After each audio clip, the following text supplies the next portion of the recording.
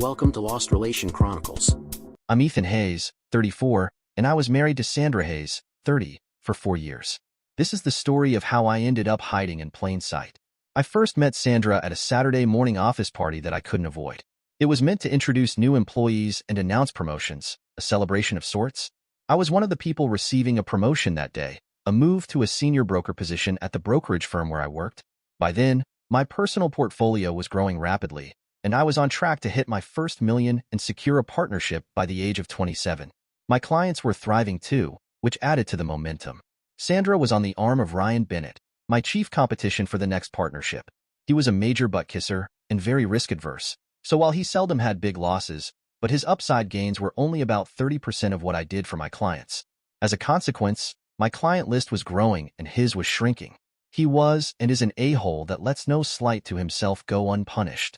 I disliked the jerk from the first day he joined the firm. His first statement after he was introduced for his promotion from associate to broker. "Good morning, people. I'm going to be the next partner within the next 2 years. I am also going to become the top producer here, so watch out." Well, that statement went over as if he had shit on the floor in front of the office door.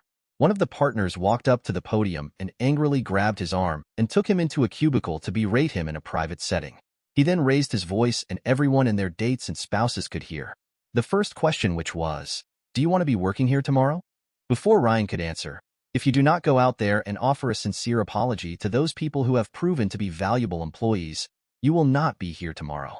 You need to tone down your undeserved arrogance and start living up to the person you are in your own mind. You ain't there yet." He issued the apology and went back to the partner and whispered something to him. The partner nodded, and that was the last we saw of a-hole that day. He apparently went back to where he was living. He left Sandra at the office. The rest of the promotions and awards were made, except for mine. My promotion was made last, and I was asked to say a few words. "Good morning. I know that you don't want a long-winded speech, but remember it is me speaking." That brought some chuckles. I need to thank our research people. They are the ones that helped me choose a strategy for each of my customers that I would not have received without their help.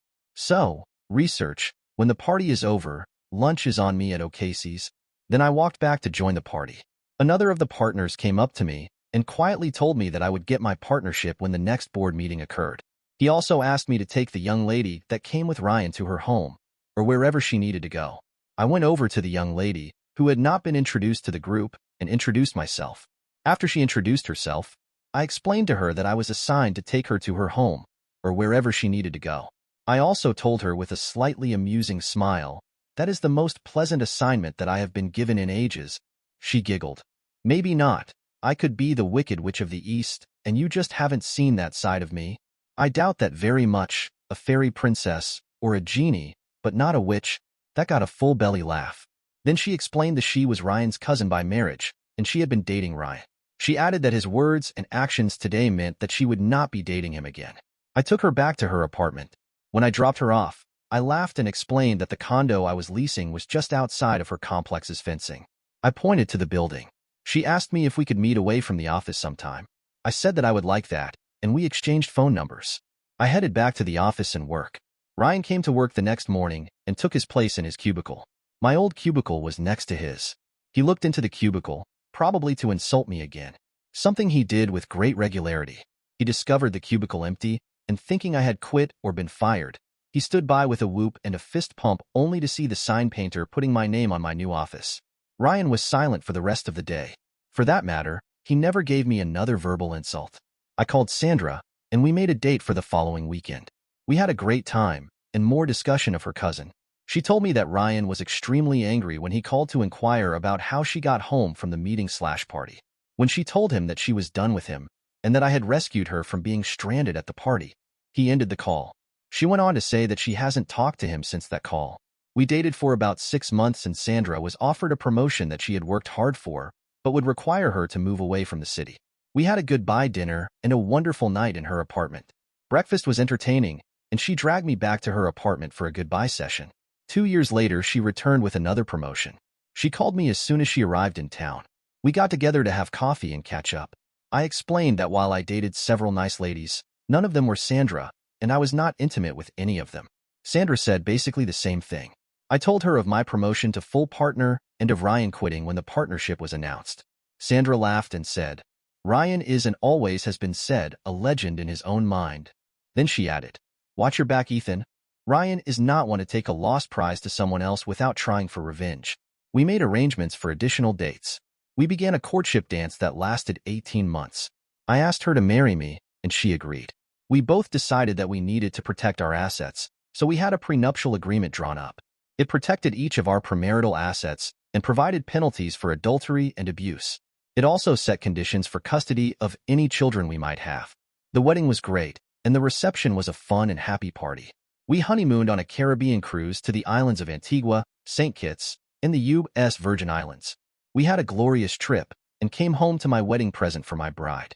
It was a home on 80 acres in a little town of Pearson, Michigan. It was only about 25 minutes from my office in downtown GR and only about 15 minutes from Sandra's office in Cedar Springs. I did have the home in my name only, and the purchase date was several months before the wedding. I explained to Sandra that the home was mine, and I had been setting it up for a family to live in as I expected to be a father when she was ready. She loved the place, especially when she saw the 6 horses that were in the corral. She chose a bay gelding as the horse she wanted. Maybe it would be more appropriately say the bay chose her. He came right up to her when she went to lean on the top rail. I carried her over the threshold, and she took one look and started laughing. Every room that was visible was vacant except for catalog furniture pictures that were blown up to poster size. The kitchen had all new appliances, a card table, and 2 folding chairs. The bedroom when we got to it was a king-size mattress and box spring on the floor and 2 tall table lamps. I told her to buy what she wanted to furnish the house. Sandra turned to me with a big smile and said, "Nice to see a well-furnished home.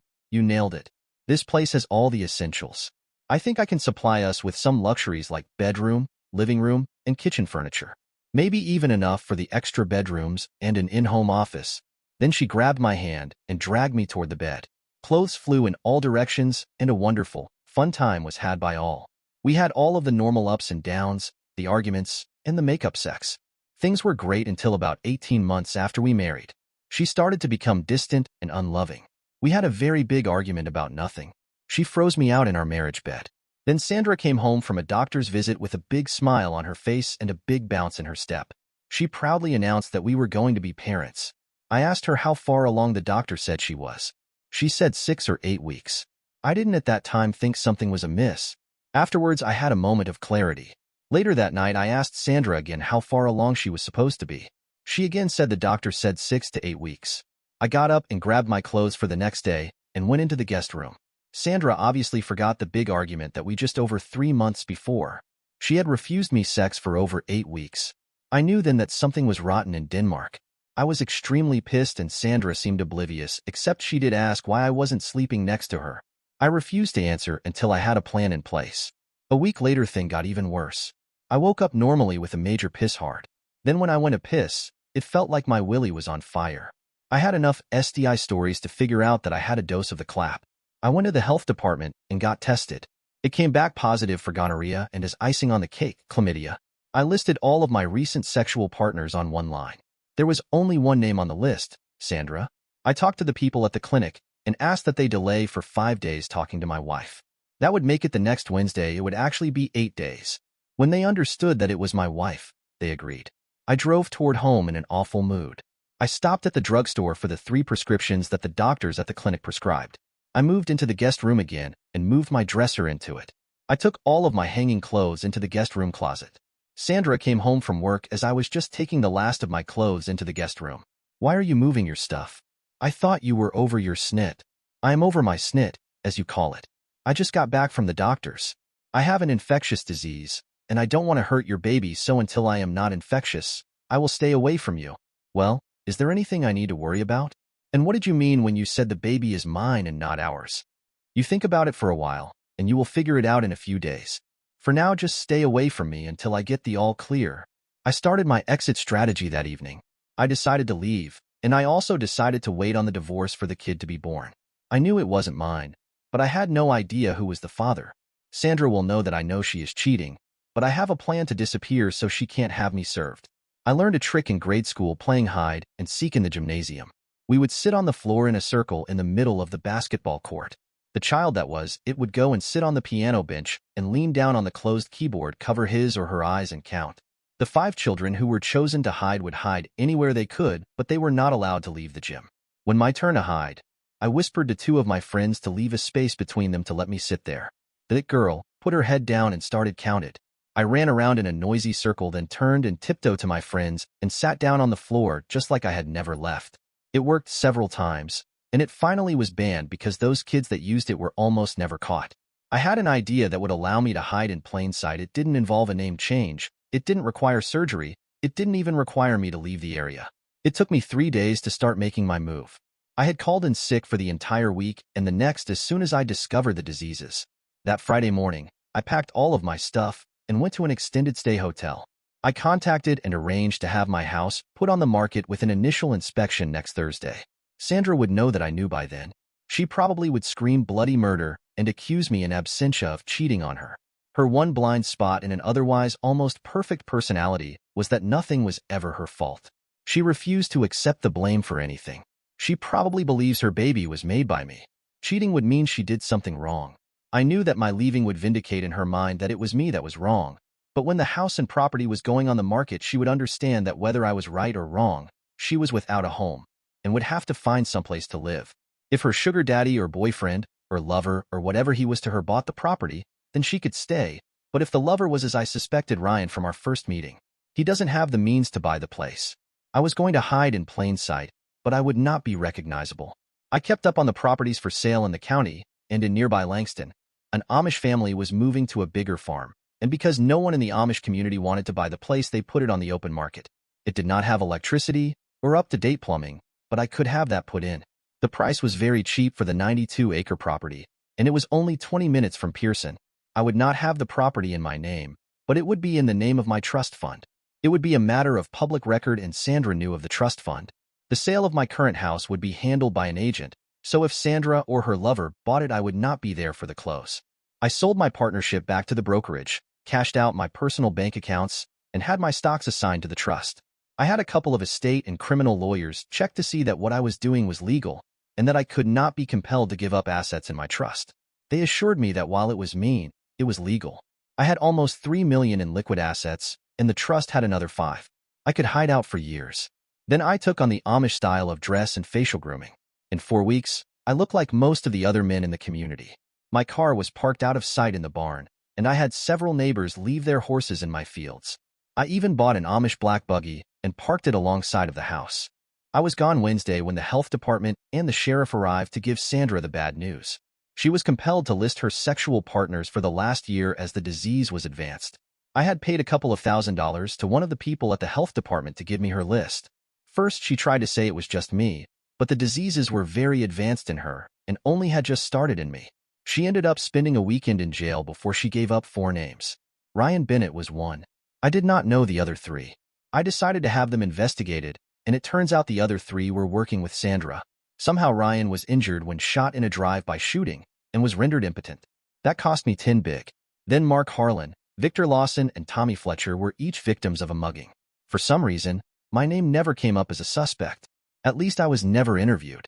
The house quickly sold. Surprise, my trust was the buyer. Sandra had to leave as the new owners wanted immediate possession and paid her a small premium to buy the furniture that was in the house.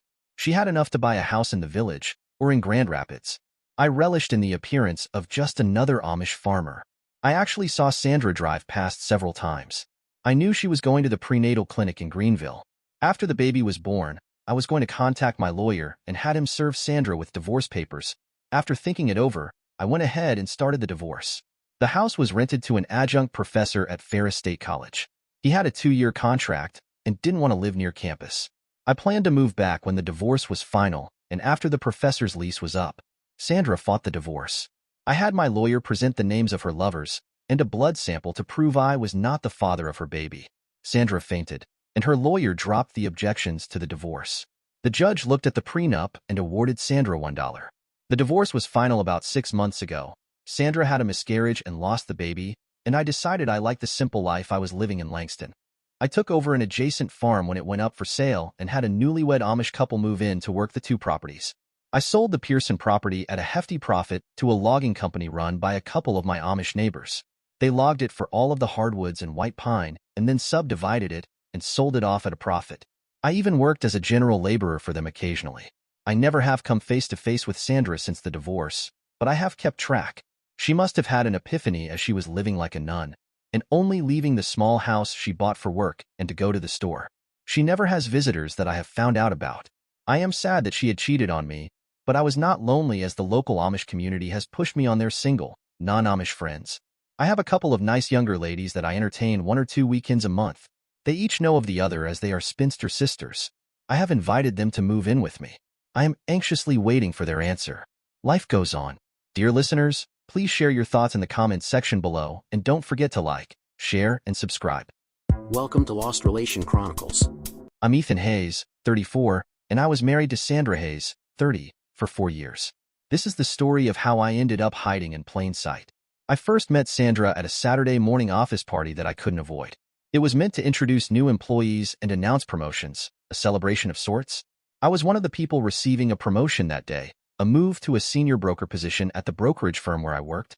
By then, my personal portfolio was growing rapidly, and I was on track to hit my first million and secure a partnership by the age of 27. My clients were thriving too, which added to the momentum. Sandra was on the arm of Ryan Bennett, my chief competition for the next partnership. He was a major butt kisser and very risk-adverse, so while he seldom had big losses, but his upside gains were only about 30% of what I did for my clients. As a consequence, my client list was growing and his was shrinking. He was and is an a-hole that lets no slight to himself go unpunished. I disliked the jerk from the first day he joined the firm. His first statement after he was introduced for his promotion from associate to broker. Good morning, people. I'm going to be the next partner within the next 2 years. I am also going to become the top producer here, so watch out. Well, that statement went over as if he had shit on the floor in front of the office door. One of the partners walked up to the podium and angrily grabbed his arm and took him into a cubicle to berate him in a private setting. He then raised his voice and everyone and their dates and spouses could hear. The first question, which was, "Do you want to be working here tomorrow?" Before Ryan could answer, "If you do not go out there and offer a sincere apology to those people who have proven to be valuable employees, you will not be here tomorrow. You need to tone down your undeserved arrogance and start living up to the person you are in your own mind. You ain't there yet." He issued the apology and went back to the partner and whispered something to him. The partner nodded, and that was the last we saw of a-hole that day. He apparently went back to where he was living. He left Sandra at the office. The rest of the promotions and awards were made, except for mine. My promotion was made last, and I was asked to say a few words. Good morning. I know that you don't want a long-winded speech, but remember it is me speaking. That brought some chuckles. I need to thank our research people. They are the ones that helped me choose a strategy for each of my customers that I would not have received without their help. So, research, when the party is over, lunch is on me at O'Casey's. Then I walked back to join the party. Another of the partners came up to me and quietly told me that I would get my partnership when the next board meeting occurred. He also asked me to take the young lady that came with Ryan to her home, or wherever she needed to go. I went over to the young lady, who had not been introduced to the group, and introduced myself. After she introduced herself, I explained to her that I was assigned to take her to her home, or wherever she needed to go. I also told her with a slightly amusing smile, "That is the most pleasant assignment that I have been given in ages." She giggled. "Maybe not. I could be the Wicked Witch of the East, and you just haven't seen that side of me. I doubt that very much, a fairy princess, or a genie, but not a witch." That got a full belly laugh. Then she explained that she was Ryan's cousin by marriage, and she had been dating Ryan. She added that his words and actions today meant that she would not be dating him again. I took her back to her apartment. When I dropped her off, I laughed and explained that the condo I was leasing was just outside of her complex's fencing. I pointed to the building.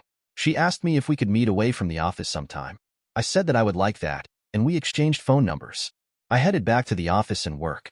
Ryan came to work the next morning and took his place in his cubicle. My old cubicle was next to his.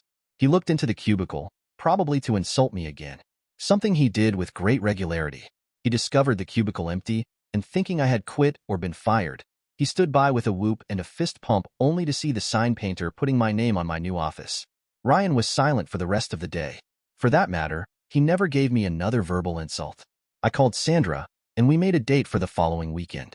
We had a great time, and more discussion of her cousin. She told me that Ryan was extremely angry when he called to inquire about how she got home from the meeting/party. When she told him that she was done with him, and that I had rescued her from being stranded at the party. He ended the call. She went on to say that she hasn't talked to him since that call.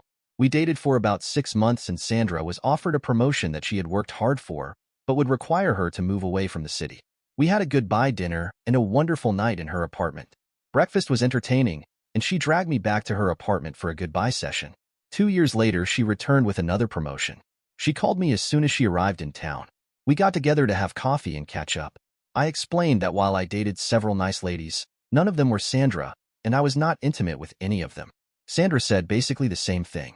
I told her of my promotion to full partner and of Ryan quitting when the partnership was announced. Sandra laughed and said, "Ryan is and always has been said a legend in his own mind." Then she added, "Watch your back, Ethan. Ryan is not one to take a lost prize to someone else without trying for revenge." We made arrangements for additional dates. We began a courtship dance that lasted 18 months. I asked her to marry me, and she agreed. We both decided that we needed to protect our assets, so we had a prenuptial agreement drawn up. It protected each of our premarital assets and provided penalties for adultery and abuse. It also set conditions for custody of any children we might have. The wedding was great, and the reception was a fun and happy party. We honeymooned on a Caribbean cruise to the islands of Antigua, St. Kitts, and the U.S. Virgin Islands. We had a glorious trip and came home to my wedding present for my bride. It was a home on 80 acres in a little town of Pearson, Michigan. It was only about 25 minutes from my office in downtown GR and only about 15 minutes from Sandra's office in Cedar Springs. I did have the home in my name only, and the purchase date was several months before the wedding. I explained to Sandra that the home was mine, and I had been setting it up for a family to live in as I expected to be a father when she was ready. She loved the place, especially when she saw the 6 horses that were in the corral. She chose a bay gelding as the horse she wanted. Maybe it would be more appropriately say the bay chose her. He came right up to her when she went to lean on the top rail. I carried her over the threshold, and she took one look and started laughing. Every room that was visible was vacant except for catalog furniture pictures that were blown up to poster size. The kitchen had all new appliances, a card table, and 2 folding chairs. The bedroom when we got to it was a king-size mattress and box spring on the floor and 2 tall table lamps. I told her to buy what she wanted to furnish the house. Sandra turned to me with a big smile and said, "Nice to see a well-furnished home. You nailed it. This place has all the essentials. I think I can supply us with some luxuries like bedroom, living room, and kitchen furniture. Maybe even enough for the extra bedrooms and an in-home office." Then she grabbed my hand and dragged me toward the bed. Clothes flew in all directions, and a wonderful, fun time was had by all. We had all of the normal ups and downs, the arguments, and the makeup sex. Things were great until about 18 months after we married. She started to become distant and unloving. We had a very big argument about nothing. She froze me out in our marriage bed. Then Sandra came home from a doctor's visit with a big smile on her face and a big bounce in her step. She proudly announced that we were going to be parents. I asked her how far along the doctor said she was. She said 6 or 8 weeks. I didn't at that time think something was amiss. Afterwards, I had a moment of clarity. Later that night, I asked Sandra again how far along she was supposed to be. She again said the doctor said 6 to 8 weeks. I got up and grabbed my clothes for the next day and went into the guest room. Sandra obviously forgot the big argument that we just over 3 months before. She had refused me sex for over 8 weeks. I knew then that something was rotten in Denmark. I was extremely pissed and Sandra seemed oblivious, except she did ask why I wasn't sleeping next to her. I refused to answer until I had a plan in place. A week later, thing got even worse. I woke up normally with a major piss hard. Then when I went to piss, it felt like my willy was on fire. I had enough STI stories to figure out that I had a dose of the clap. I went to the health department and got tested. It came back positive for gonorrhea and as icing on the cake, chlamydia. I listed all of my recent sexual partners on one line. There was only one name on the list, Sandra. I talked to the people at the clinic and asked that they delay for 5 days talking to my wife. That would make it the next Wednesday. It would actually be 8 days. When they understood that it was my wife, they agreed. I drove toward home in an awful mood. I stopped at the drugstore for the 3 prescriptions that the doctors at the clinic prescribed. I moved into the guest room again and moved my dresser into it. I took all of my hanging clothes into the guest room closet. Sandra came home from work as I was just taking the last of my clothes into the guest room. "Why are you moving your stuff? I thought you were over your snit." "I am over my snit, as you call it. I just got back from the doctors. I have an infectious disease, and I don't want to hurt your baby, so until I am not infectious, I will stay away from you." "Well, is there anything I need to worry about?" And what did you mean when you said the baby is mine and not ours? You think about it for a while, and you will figure it out in a few days. For now, just stay away from me until I get the all clear. I started my exit strategy that evening. I decided to leave, and I also decided to wait on the divorce for the kid to be born. I knew it wasn't mine, but I had no idea who was the father. Sandra will know that I know she is cheating, but I have a plan to disappear so she can't have me served. I learned a trick in grade school playing hide and seek in the gymnasium. We would sit on the floor in a circle in the middle of the basketball court. The child that was, it would go and sit on the piano bench and lean down on the closed keyboard, cover his or her eyes and count. The 5 children who were chosen to hide would hide anywhere they could, but they were not allowed to leave the gym. When my turn to hide, I whispered to 2 of my friends to leave a space between them to let me sit there. The girl put her head down and started counted. I ran around in a noisy circle, then turned and tiptoed to my friends and sat down on the floor just like I had never left. It worked several times, and it finally was banned because those kids that used it were almost never caught. I had an idea that would allow me to hide in plain sight. It didn't involve a name change, it didn't require surgery, it didn't even require me to leave the area.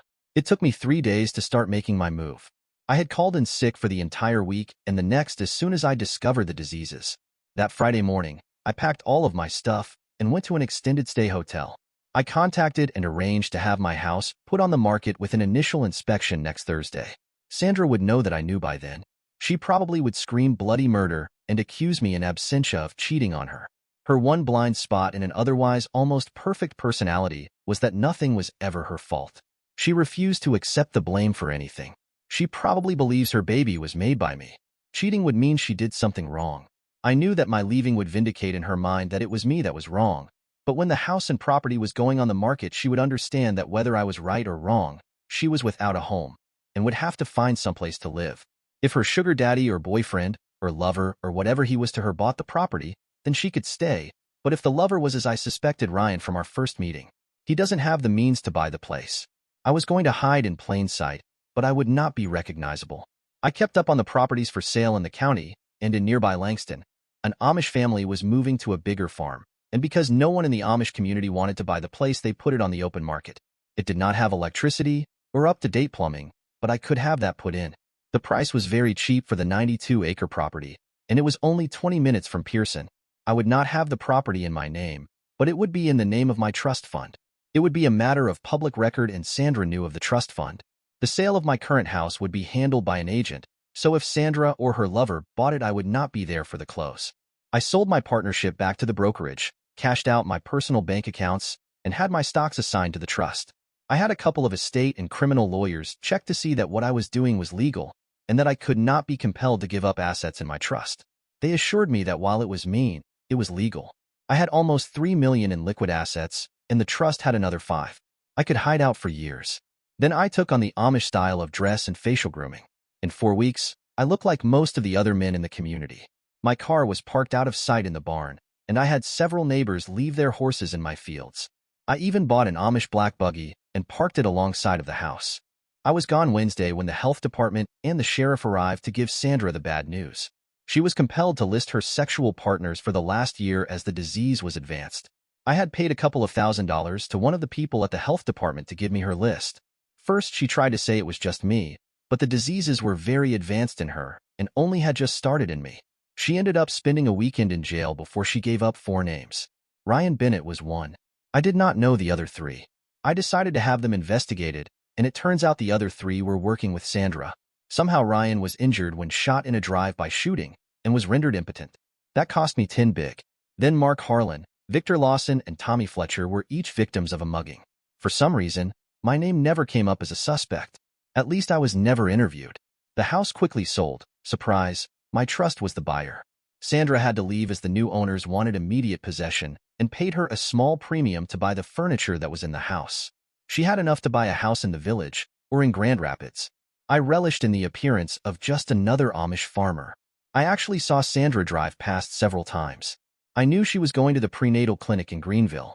After the baby was born, I was going to contact my lawyer and had him serve Sandra with divorce papers. After thinking it over, I went ahead and started the divorce. The house was rented to an adjunct professor at Ferris State College. He had a 2-year contract and didn't want to live near campus. I planned to move back when the divorce was final and after the professor's lease was up. Sandra fought the divorce. I had my lawyer present the names of her lovers and a blood sample to prove I was not the father of her baby. Sandra fainted, and her lawyer dropped the objections to the divorce. The judge looked at the prenup and awarded Sandra $1. The divorce was final about 6 months ago. Sandra had a miscarriage and lost the baby, and I decided I liked the simple life I was living in Langston. I took over an adjacent farm when it went up for sale and had a newlywed Amish couple move in to work the 2 properties. I sold the Pearson property at a hefty profit to a logging company run by a couple of my Amish neighbors. They logged it for all of the hardwoods and white pine and then subdivided it and sold it off at a profit. I even worked as a general laborer for them occasionally. I never have come face to face with Sandra since the divorce, but I have kept track. She must have had an epiphany as she was living like a nun, and only leaving the small house she bought for work and to go to the store. She never has visitors that I have found out about. I am sad that she had cheated on me, but I was not lonely as the local Amish community has pushed me on their single, non-Amish friends. I have a couple of nice younger ladies that I entertain 1 or 2 weekends a month. They each know of the other as they are spinster sisters. I have invited them to move in with me. I am anxiously waiting for their answer. Life goes on. Dear listeners, please share your thoughts in the comments section below and don't forget to like, share, and subscribe. Welcome to Lost Relation Chronicles. The doorbell rang insistently. I glanced at my wife, who was sitting across from me at the dinner table. She shrugged, giving me a look that said she wasn't expecting anyone. Probably a salesman or some kid offering to mow the lawn. I said, I'll get it. I stood up, leaving my half-eaten dinner behind, and headed for the front door.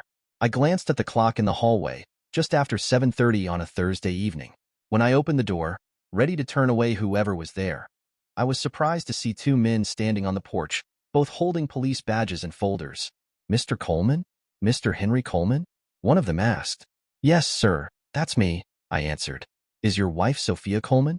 He asked. Yes, sir. Why? I'm Detective Getz, and this is Detective Harrison. Is your wife home? Yes, she is. We're in the middle of eating dinner right now. Can this wait? No, sir. We have a matter to discuss with both of you. Would you please come downtown with us? What? What is that all about? I asked, the tenor of my voice rising with annoyance. The second policeman pulled the storm door further open and the first stepped forward. Mr. Coleman, I don't think you want to discuss this matter in front of your neighbors. Let's get Mrs. Coleman and go downtown. Are we under arrest? Can you tell me why? You are not under arrest at this time, sir. However, I will tell you that both of you are considered persons of interest in a matter we are investigating. Now, if you will just come with us, we'll see if we can get this issue handled. Just then, Sophie walked into the living room. What's going on, Henry? Before I could respond, Getz said, Mrs. Coleman, we are Detectives Getz and Harrison. We have a matter to discuss with you and your husband. Please come with us to the station house. Sophie started to protest, but Getz held up his hand and silenced her. Ma'am, we can do this the easy way with your cooperation, or the hard way with handcuffs, but make no mistake about it. We are going to do it. Okay, let me get my purse. She went to the kitchen with Harrison following closely behind her, then returned. Getz read us both our Miranda rights. You have the right to an attorney. If you cannot afford one, we made a little procession out to their car. We were split, with Sophie in the front passenger seat while Harrison drove, Getz and I sitting in the back. Each time I tried to inquire about what was going on, Getz just put a finger over his lips in a shushing motion. It only took us a few minutes to get to the station. We were escorted into the chaos of the front desk area and then past all the turmoil of what looked like a drunken brawl. The detectives led us up a set of grungy, worn stairs. Harrison herded Sophie into one interrogation room, and I started to follow, but Getz tugged my arm toward another room, so I followed him. I was full of unspoken questions. The room was nondescript, painted in a sea green with a black painted concrete floor. There was an old metal and formica table in the center of the room with a straight-back chair on either side. Getz waved me to one chair while he pulled out the other. There was a tape recorder on the table. As he pressed the record button, he said, If you don't mind, Mr. Coleman, we'll record this session so there won't be any question of who said what later. That's okay with me, Detective, as long as you promise to provide me with a copy of the tape too. He frowned, but slowly nodded his head in agreement. Let's get started, shall we? Mr. Coleman, where were you last Saturday evening? I was surprised at his question and had to think back. Saturday was August 11th, right? Well, from, I think about 5:45 until around 6:30, I was eating dinner in my kitchen with my wife. From 6:30 until about 7 o'clock, I read the newspaper. A few minutes after 7, my brother-in-law, Luke Anderson's, arrived and the two of us talked a while, and then watched the Rangers and Red Sox baseball game on the tube. It went 11 innings, so it didn't finish until about 12:30 or 12:45, I think. After that, Jace and I talked a bit more about plans he has for building a deck. He left somewhere around 12:15 or 12:30, I'm not sure. I went up to bed and didn't wake up until, I don't know. I think it was about 8:45 Sunday morning. Why do you need to know? As I had been talking, Git scribbled down notes on a legal pad. It looked like he was recording the times I gave him. Instead of answering my question, he sat back in his chair and perused the notes for a couple of minutes before leaning forward again and looking into my eyes. Do you know a Mr. Ethan Bennett, Mr. Coleman? Ethan Bennett? I don't think that name rings a bell, detective. Should it? I don't know, Mr. Coleman. Would you have any reason to know your wife's lover? My wife's what? I screamed, incredulously. I came up out of the seat, ready to take a swing at this man who was besmirching my wife's good name. Git stood and glared back at me. Sit down, Mr. Coleman, he commanded. Are you saying you didn't know your wife had a lover? I didn't and I still don't, detective. What the hell gave you the right to make such an accusation? Evidence, Mr. Coleman. Hard facts. Sunday morning, Mr. Bennett was found murdered in a hotel room at the Hyatt Regency downtown. Would you care to guess who registered for the room, Mr. Coleman? The implication deflated me in a hurry. I slumped back to the chair. My wife? I asked in a barely audible whisper. Yes, your wife, Mr. Coleman. Now tell me where your wife was supposed to be Saturday night. I inhaled and tried to control my rampant heartbeat. She was going to do some shopping and then go to the movies with my sister-in-law, Maya Anderson's. It was something the two sisters did most weekends, unless we had something else to be done. What stores did they frequent? I don't know. They went to the mall and, damn, detective, she hit almost every store. Where were they going to the movies? At the Cineplex in the mall. That's where they always went. On Sunday, did she tell you what movie they saw? I don't remember if she did. She might have, and I just wasn't paying attention. Do you know what time she got home? No, I guess I was asleep when she came in. She was in bed when I got up in the morning, but I don't know when she got there. There were several moments of silence as Get scratched out something on the notepad. My mind was in a whirl of unanswered questions, but the overriding thought of my wife being unfaithful after 7 years of marriage was keeping my thoughts from falling into any sort of logical pattern. Finally, I asked, detective, other than the room being registered in my wife's name, do you have, evidence that they were actually lovers? Once again, he leaned back in his chair and studied me intently before finally answering. First, her fingerprints are all over the room, so we know she was there. Perhaps most damning evidence is that he was found lying on his back, naked on the bed. His genitals were covered with bodily fluids. They are a mixture of his and hers. There's no doubt about that, detective? None. Sorry, Mr. Coleman. I sat back and let the implications sink in. If Safi had been meeting a lover every Saturday that she and Maya had been going shopping and to the movies, then she had been cheating on me virtually all of our 7 years of marriage. Safi and Maya had made a practice of getting together every weekend. Let me guess, detective. You figured that I had learned about my wife's lover and went to take him out. Is that why we're here? Partly. Well, let me tell you, detective, if I had known about the son of a bitch, I might have done just that. Unfortunately, I was too dumb to suspect anything was going on. Mr. Coleman, I tend to believe you, but we'll have to check out your alibi. Please wait here. He got up and left the room. Left me to my rambling, raging thoughts of my wife's infidelity. Until a few minutes ago, I had thought that I would do anything for Safi, even giving my life to ensure her well-being. Now I wasn't so sure. No, that's not really true. Now I was pretty sure I wouldn't do anything to make the 304's life any better. In fact, I was beginning to think of ways to make her life a living hell. While I sat there thinking about the jumble of facts that had been dumped on me that evening, my emotions ran the gamut from self-pity to despair to passion for revenge to whatever. I couldn't keep my thoughts channeled in one direction long enough to make any real decisions, except one. I knew that my marriage was effectively over. I might have to live with the bitch for a while longer until this issue was resolved one way or another, but it wouldn't take the form of a marriage any longer. When the door began to open again, I glanced up at the wall clock and was surprised that it was just a few minutes before 10 o'clock. Detective Gets walked in and resumed his seat. Mr. Coleman, your alibi checks out, so we're going to let you go home. Please don't leave the city without letting me know. What about my wife? We're going to let her go with you, for now. No, detective, You are not going to let us go. What? You came to our home and hauled us down here. Now you're going to arrange to take us back home. I emphasized, back home, and he gave me a smirky smile. Okay, Mr. Coleman. Detective Harrison will take you and your wife home. Please wait downstairs by the front door. He'll be right there. I went downstairs and waited near the door, keeping out of the way of people coming and going. It struck me as odd how many people came through a police station at that time of night. Guess that showed what a sheltered life I'd led. When I spotted Harrison and Safi coming toward me, I noticed immediately that she had been crying. Her face was wet, her eyes were swollen, and she kept a tissue dabbing at her tears. She was huddled into a shell, as if trying to curl herself into a protective ball. She kept her eyes on the floor, never looking up at me. That started a new round of questions soaring through my mind. Who, or what, were the tears for? Harrison put us in the back seat of his car, then climbed into the driver's seat and backed out. We were barely underway when Safi put a hand on my arm. I shook it off and hissed, "Don't touch me, bitch." She cringed as if I had struck her. I have to admit that I wasn't far from it. I wanted to make her hurt physically just as much as she was making me hurt mentally. I gritted my teeth and reminded myself that I did not strike females.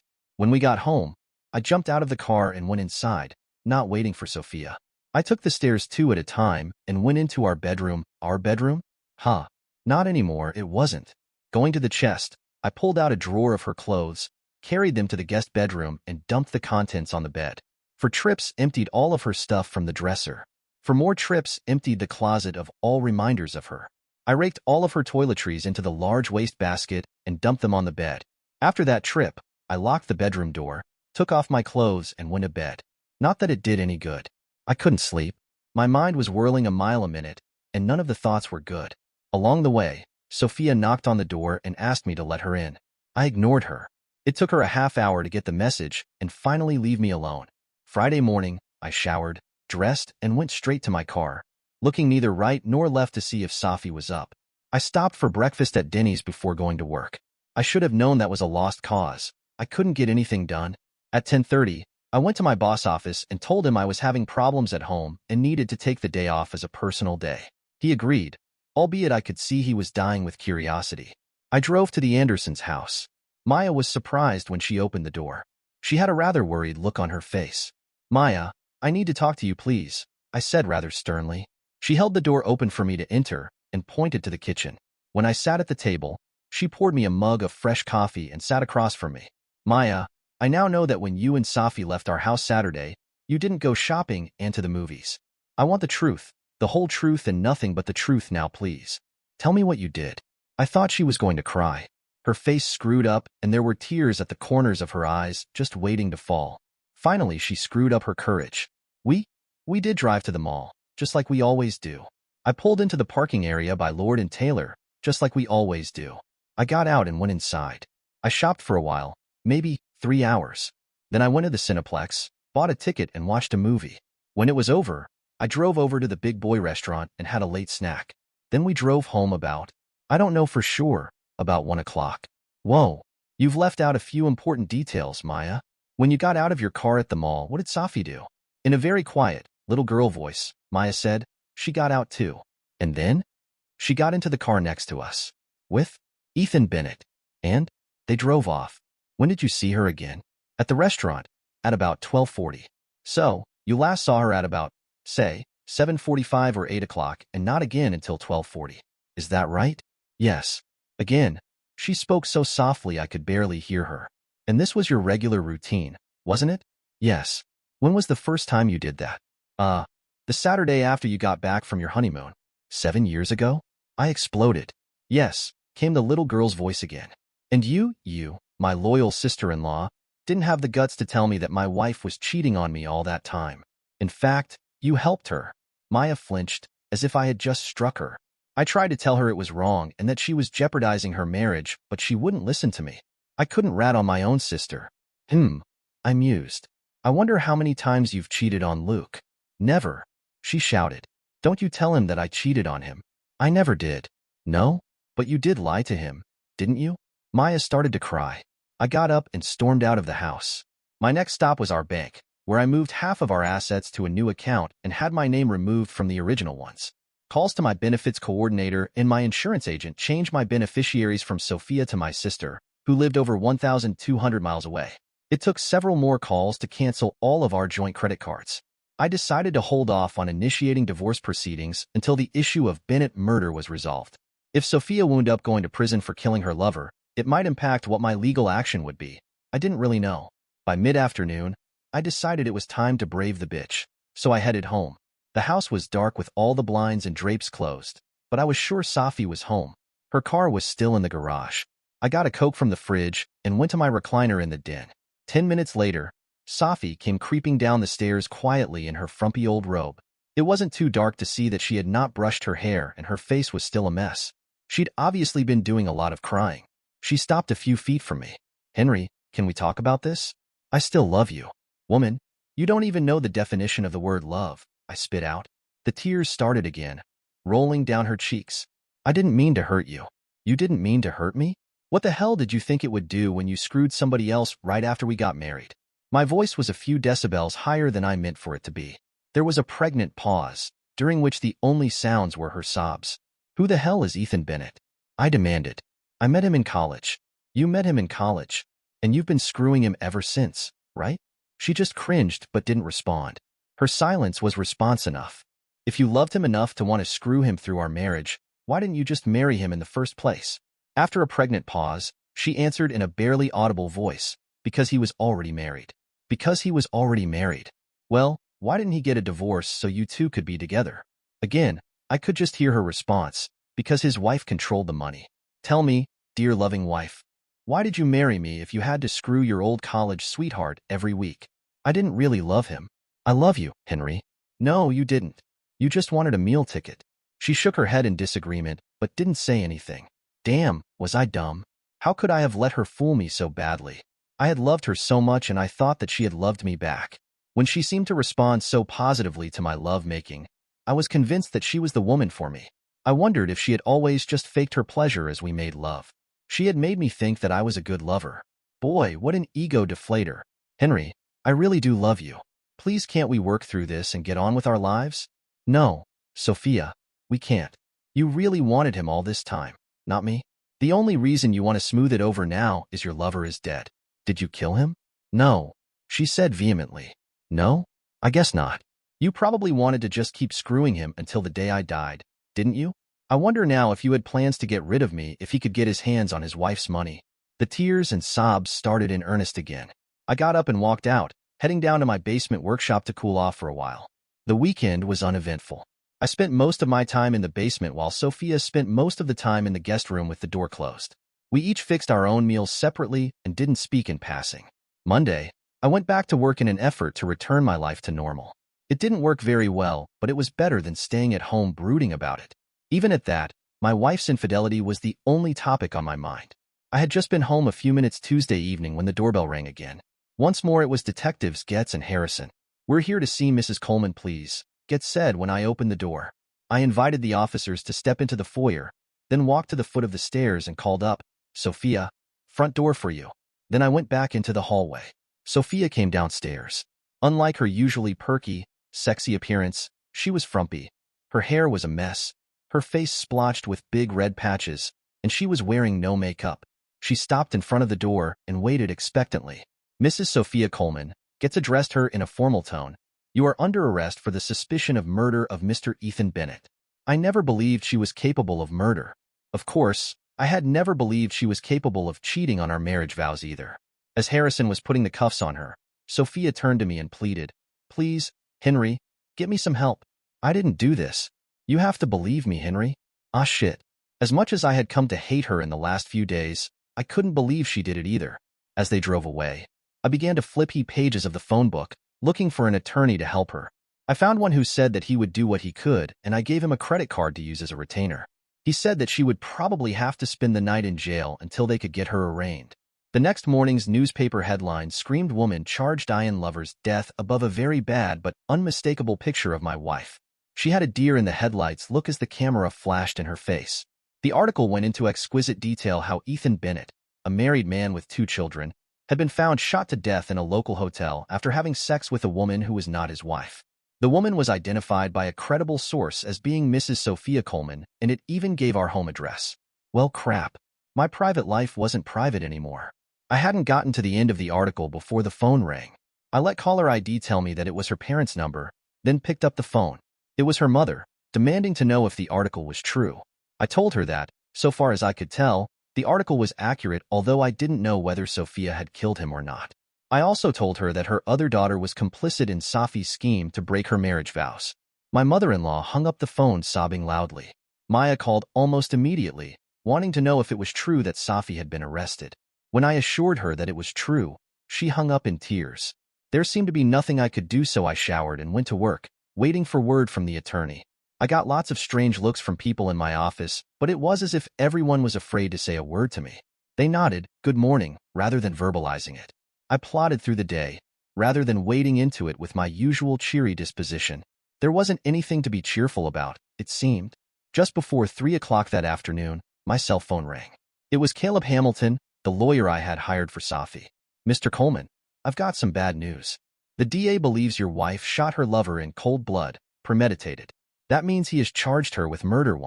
There is no bail for that, and she's going to have to stay in jail. Mr. Hamilton, I'm no attorney, but it seems to me that the evidence they have is pretty circumstantial. Do you think they can make that charge stick?" "No, sir, I really don't, not from what they've displayed so far. However, you never know in a case like this. We'll just have to work on it and see if we can find a chink in their armor." "Okay, anything more I can do?" "No, Mr. Coleman, just let me work on it." If I thought the start of the day was bad, that call certainly didn't make it any better.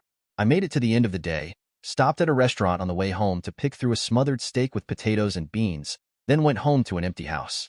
I figured I might as well get used to it because, even if Sophia got off from the murder charge, we were done and I was going to be essentially alone in the world again. The following morning's newspaper again had a front-page article about Sophia, although it was slightly smaller print and only 2 columns instead of the 4 the morning after her arrest. This article told about the arraignment with the charges of murder in the first degree and that she had been bound over to the county jail until trial. I wondered if she would see any of her family before the trial. For sure, I didn't intend to go visit her. Gradually, I subjugated my anger and concentrated on my work, spending extra hours in the office so that I wouldn't have to spend so much time alone at home. I contacted a divorce attorney, Carrie Power, and arranged for her to do the preliminary work for filing for divorce, although she agreed with me that it would be a good idea to see the outcome of the trial before actually filing. We would be prepared, though. Thinking about being prepared, I gathered all of Safi's belongings and put them into suitcases and boxes, which I stowed in her car. When and if she came home, I didn't want her to have any reason to hang around. If necessary, I could put her stuff in storage until whenever.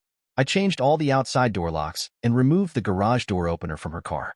The trial was scheduled to begin on a Monday, a few months after the arraignment, with Sophia having to spend all of that time in jail. I scheduled a week's vacation so that I could attend the trial. In the intervening weeks, Caleb Hamilton scheduled 2 different meetings with me in his office so that he could ask questions. I also had some questions for him, including whether Mrs. Bennett was not just as good a suspect as Safi. She certainly had motive, and Caleb agreed. He stated that, when he broached the subject with the police, they informed him they had obtained a warrant and searched her house for the weapon but came up empty. Her children also vouched for her being home, although they had gone to bed early, so it was not an airtight alibi. The days rolled along with the trial rapidly approaching. My own anxiety was growing daily since, one way or another, my life had another big change on the horizon. Then on Wednesday, 12 days before the scheduled trial date, I got another call at work. "Mr. Coleman, Caleb Hamilton, I have news for you." "Hello, Mr. Hamilton. What is it?" "Your wife is going to be released today. The charges are being dropped." "Really? How did that happen?" "Well, it appears that Mr. Bennett had quite a string of ladies on the hook. One of them had a husband who found out about their meetings and had an investigator keep Mr. Bennett under surveillance for a couple of weeks. When he found out about him meeting your wife downtown, he set up a story for his wife about taking a trip to inspect some property. In reality, he slipped into the Hyatt Regency and hid in a housekeeping closet near the room your wife rented. When she left, he surreptitiously slipped into the room, found Mr. Bennett asleep, and shot him twice. The gun was recovered yesterday evening from the river near the Ewing Boulevard crossing." Interesting. I didn't think Safi was capable of doing that. Still. Yes, I know. I thought you'd want to know. She'll be released as soon as she can be processed, probably within the hour. Thanks, Mr. Hamilton. I called Carrie and arranged to pick up a copy of the divorce papers. She would file them immediately. After getting the copies, I hurried down to the county jail.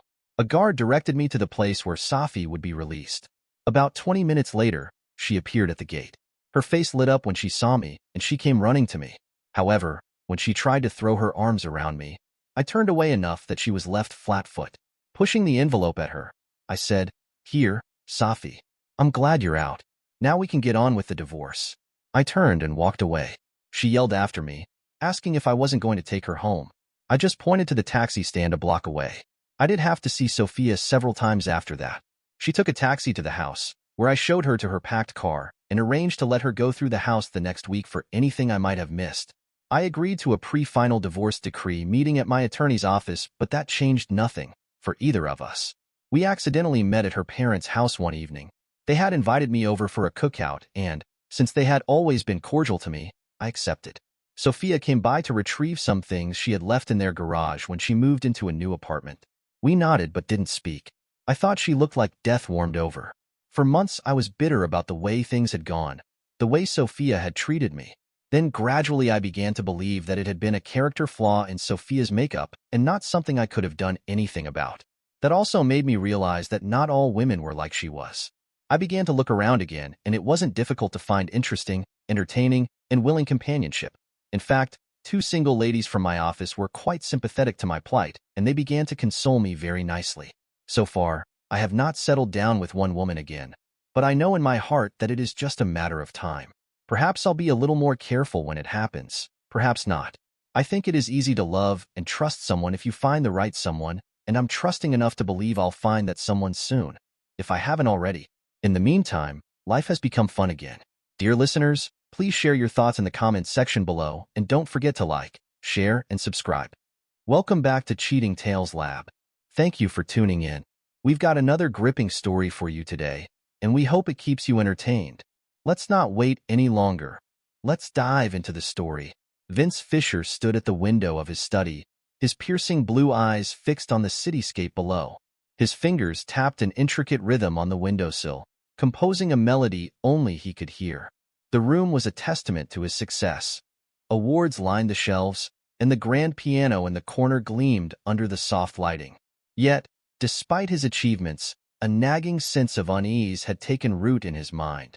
Over the past few months, Teresa, his wife of 15 years, had become a stranger to him. Late nights at the conservatory, hushed phone calls, and a growing emotional chasm between them had set off alarm bells in Vince's head. He was a man accustomed to control, to understanding the intricacies of complex musical scores. But now, the symphony of his own life seemed to be spiraling into discord. Vince's thoughts were interrupted by a gentle knock on the door. "Come in," he called, his voice steady despite the turmoil within. His assistant, Sarah, entered, holding a manila envelope. "Mr. Fisher, the information you requested has arrived." Vince nodded, taking the envelope without a word. Sarah, sensing the tension, quietly excused herself. Once alone, Vince opened the envelope, his heart racing despite his outward calm. As he scanned the contents, his worst fears were confirmed. Photographs, text messages, hotel receipts, all irrefutable evidence of Teresa's infidelity. The betrayal cut deep, but it was the identity of her lover that truly stung. Norman Vance, Teresa's boss at the local music conservatory. A man Vince had considered, if not a friend, at least a respected colleague. The bile rose in his throat as he imagined them together, laughing at his expense. As Vince sank into his chair, his mind already formulating plans, his phone buzzed. An unknown number. He answered, his voice clipped. "Fisher speaking." "Mr. Fisher? This is Gwen Vance, Norman's daughter. We need to talk." Vince's eyebrows rose. "Indeed we do, Miss Vance. Indeed we do." An hour later, Vince sat across from Gwen in a quiet cafe, studying the young woman before him. She was the spitting image of her father, but where Norman exuded arrogance, Gwen radiated determination tinged with desperation. "I've been gathering evidence for months," Gwen said, her voice low but steady. She slid a USB drive across the table. "It's all here. The affair, the embezzlement, everything." Vince's eyes narrowed. "Embezzlement?" Gwen nodded, a bitter smile twisting her lips. My father's been siphoning funds from the conservatory for years. Finances his little adventures, including the ones with your wife. Vince leaned back, his mind racing. This changed everything. What had started as a personal vendetta now had the potential to become so much more. He studied Gwen, noting the fire in her eyes, the tension in her shoulders. A talented violinist, he recalled, always struggling to emerge from her father's shadow. Why are you telling me this? Vince asked, though he already suspected the answer. Gwen met his gaze unflinchingly. Because I want out. I want a chance at a real career, without his name hanging over me. And She hesitated, then plunged on. I want him to pay for what he's done. To the conservatory, to you, to my mother, to me. Vince nodded slowly, a plan already forming in his mind. I think we can help each other, Miss Vance.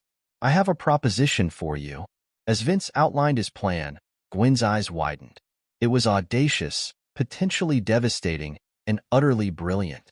By the time they parted ways, a pact had been sealed. Vince would ensure Gwen's future in the music industry, free from her father's influence. In return, she would help him orchestrate a symphony of revenge that would bring Norman Vance and Teresa Fisher to their knees. As Vince walked home, his step was lighter than it had been in months. The betrayal still stung, but now he had purpose. He would not confront them immediately. Oh no. He would bide his time, compose his revenge with the same meticulous care he applied to his music. And when the time came, the crescendo would be glorious. The annual charity gala at the city's renowned concert hall was in full swing. The cream of the music world mingled, champagne flutes in hand, their laughter and chatter forming a discordant symphony. Vince Fisher stood near the bar, a picture of composure in his perfectly tailored tuxedo. His eyes, sharp as ever, scanned the crowd, finally settling on Teresa. She was radiant in a crimson gown, her dark hair swept up elegantly. Vince's jaw clenched as he watched her laugh intimately with Norman Vance, their heads close together. The sight of them, so brazen in their affection, made his blood boil. But Vince was nothing if not a master of control. He took a sip of his whiskey, savoring the burn as he waited for the right moment. Across the room, Gwen Vance fidgeted with her clutch, her eyes darting nervously between her father and Vince. She wore a simple black dress, elegant but understated, a stark contrast to the opulence around her. Her role in tonight's performance was crucial, and the weight of it showed in the tension of her shoulders. As if on cue, Norman Vance stumbled away from Teresa, making his way towards the bar. His face was flushed, his movements unsteady. Vince raised an eyebrow. It seemed Norman had started the festivities early. Fisher, Norman slurred, loud enough to draw attention from nearby guests. He clapped a hand on Vince's shoulder, his breath reeking of expensive champagne. Just the man I wanted to see. Vince didn't flinch, his voice cool as he replied, Norman. Enjoying the evening, I see.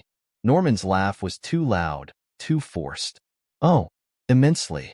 But not as much as your wife has been enjoying her time with me. He leaned in, his voice dropping to a stage whisper. Did you know she's been pregnant for months? And the baby's mine. He straightened, a malicious glint in his eye. She's been sharing her time between me and my assistant. Quite the busy lady, your Teresa. A hush fell over the surrounding crowd. All eyes turned to Vince, waiting for his reaction. For a moment, he said nothing, his face an unreadable mask. Then, with a calm that sent chills down the spines of those watching, he spoke. That's funny, Norman. Your daughter's carrying my baby too. The silence that followed was deafening.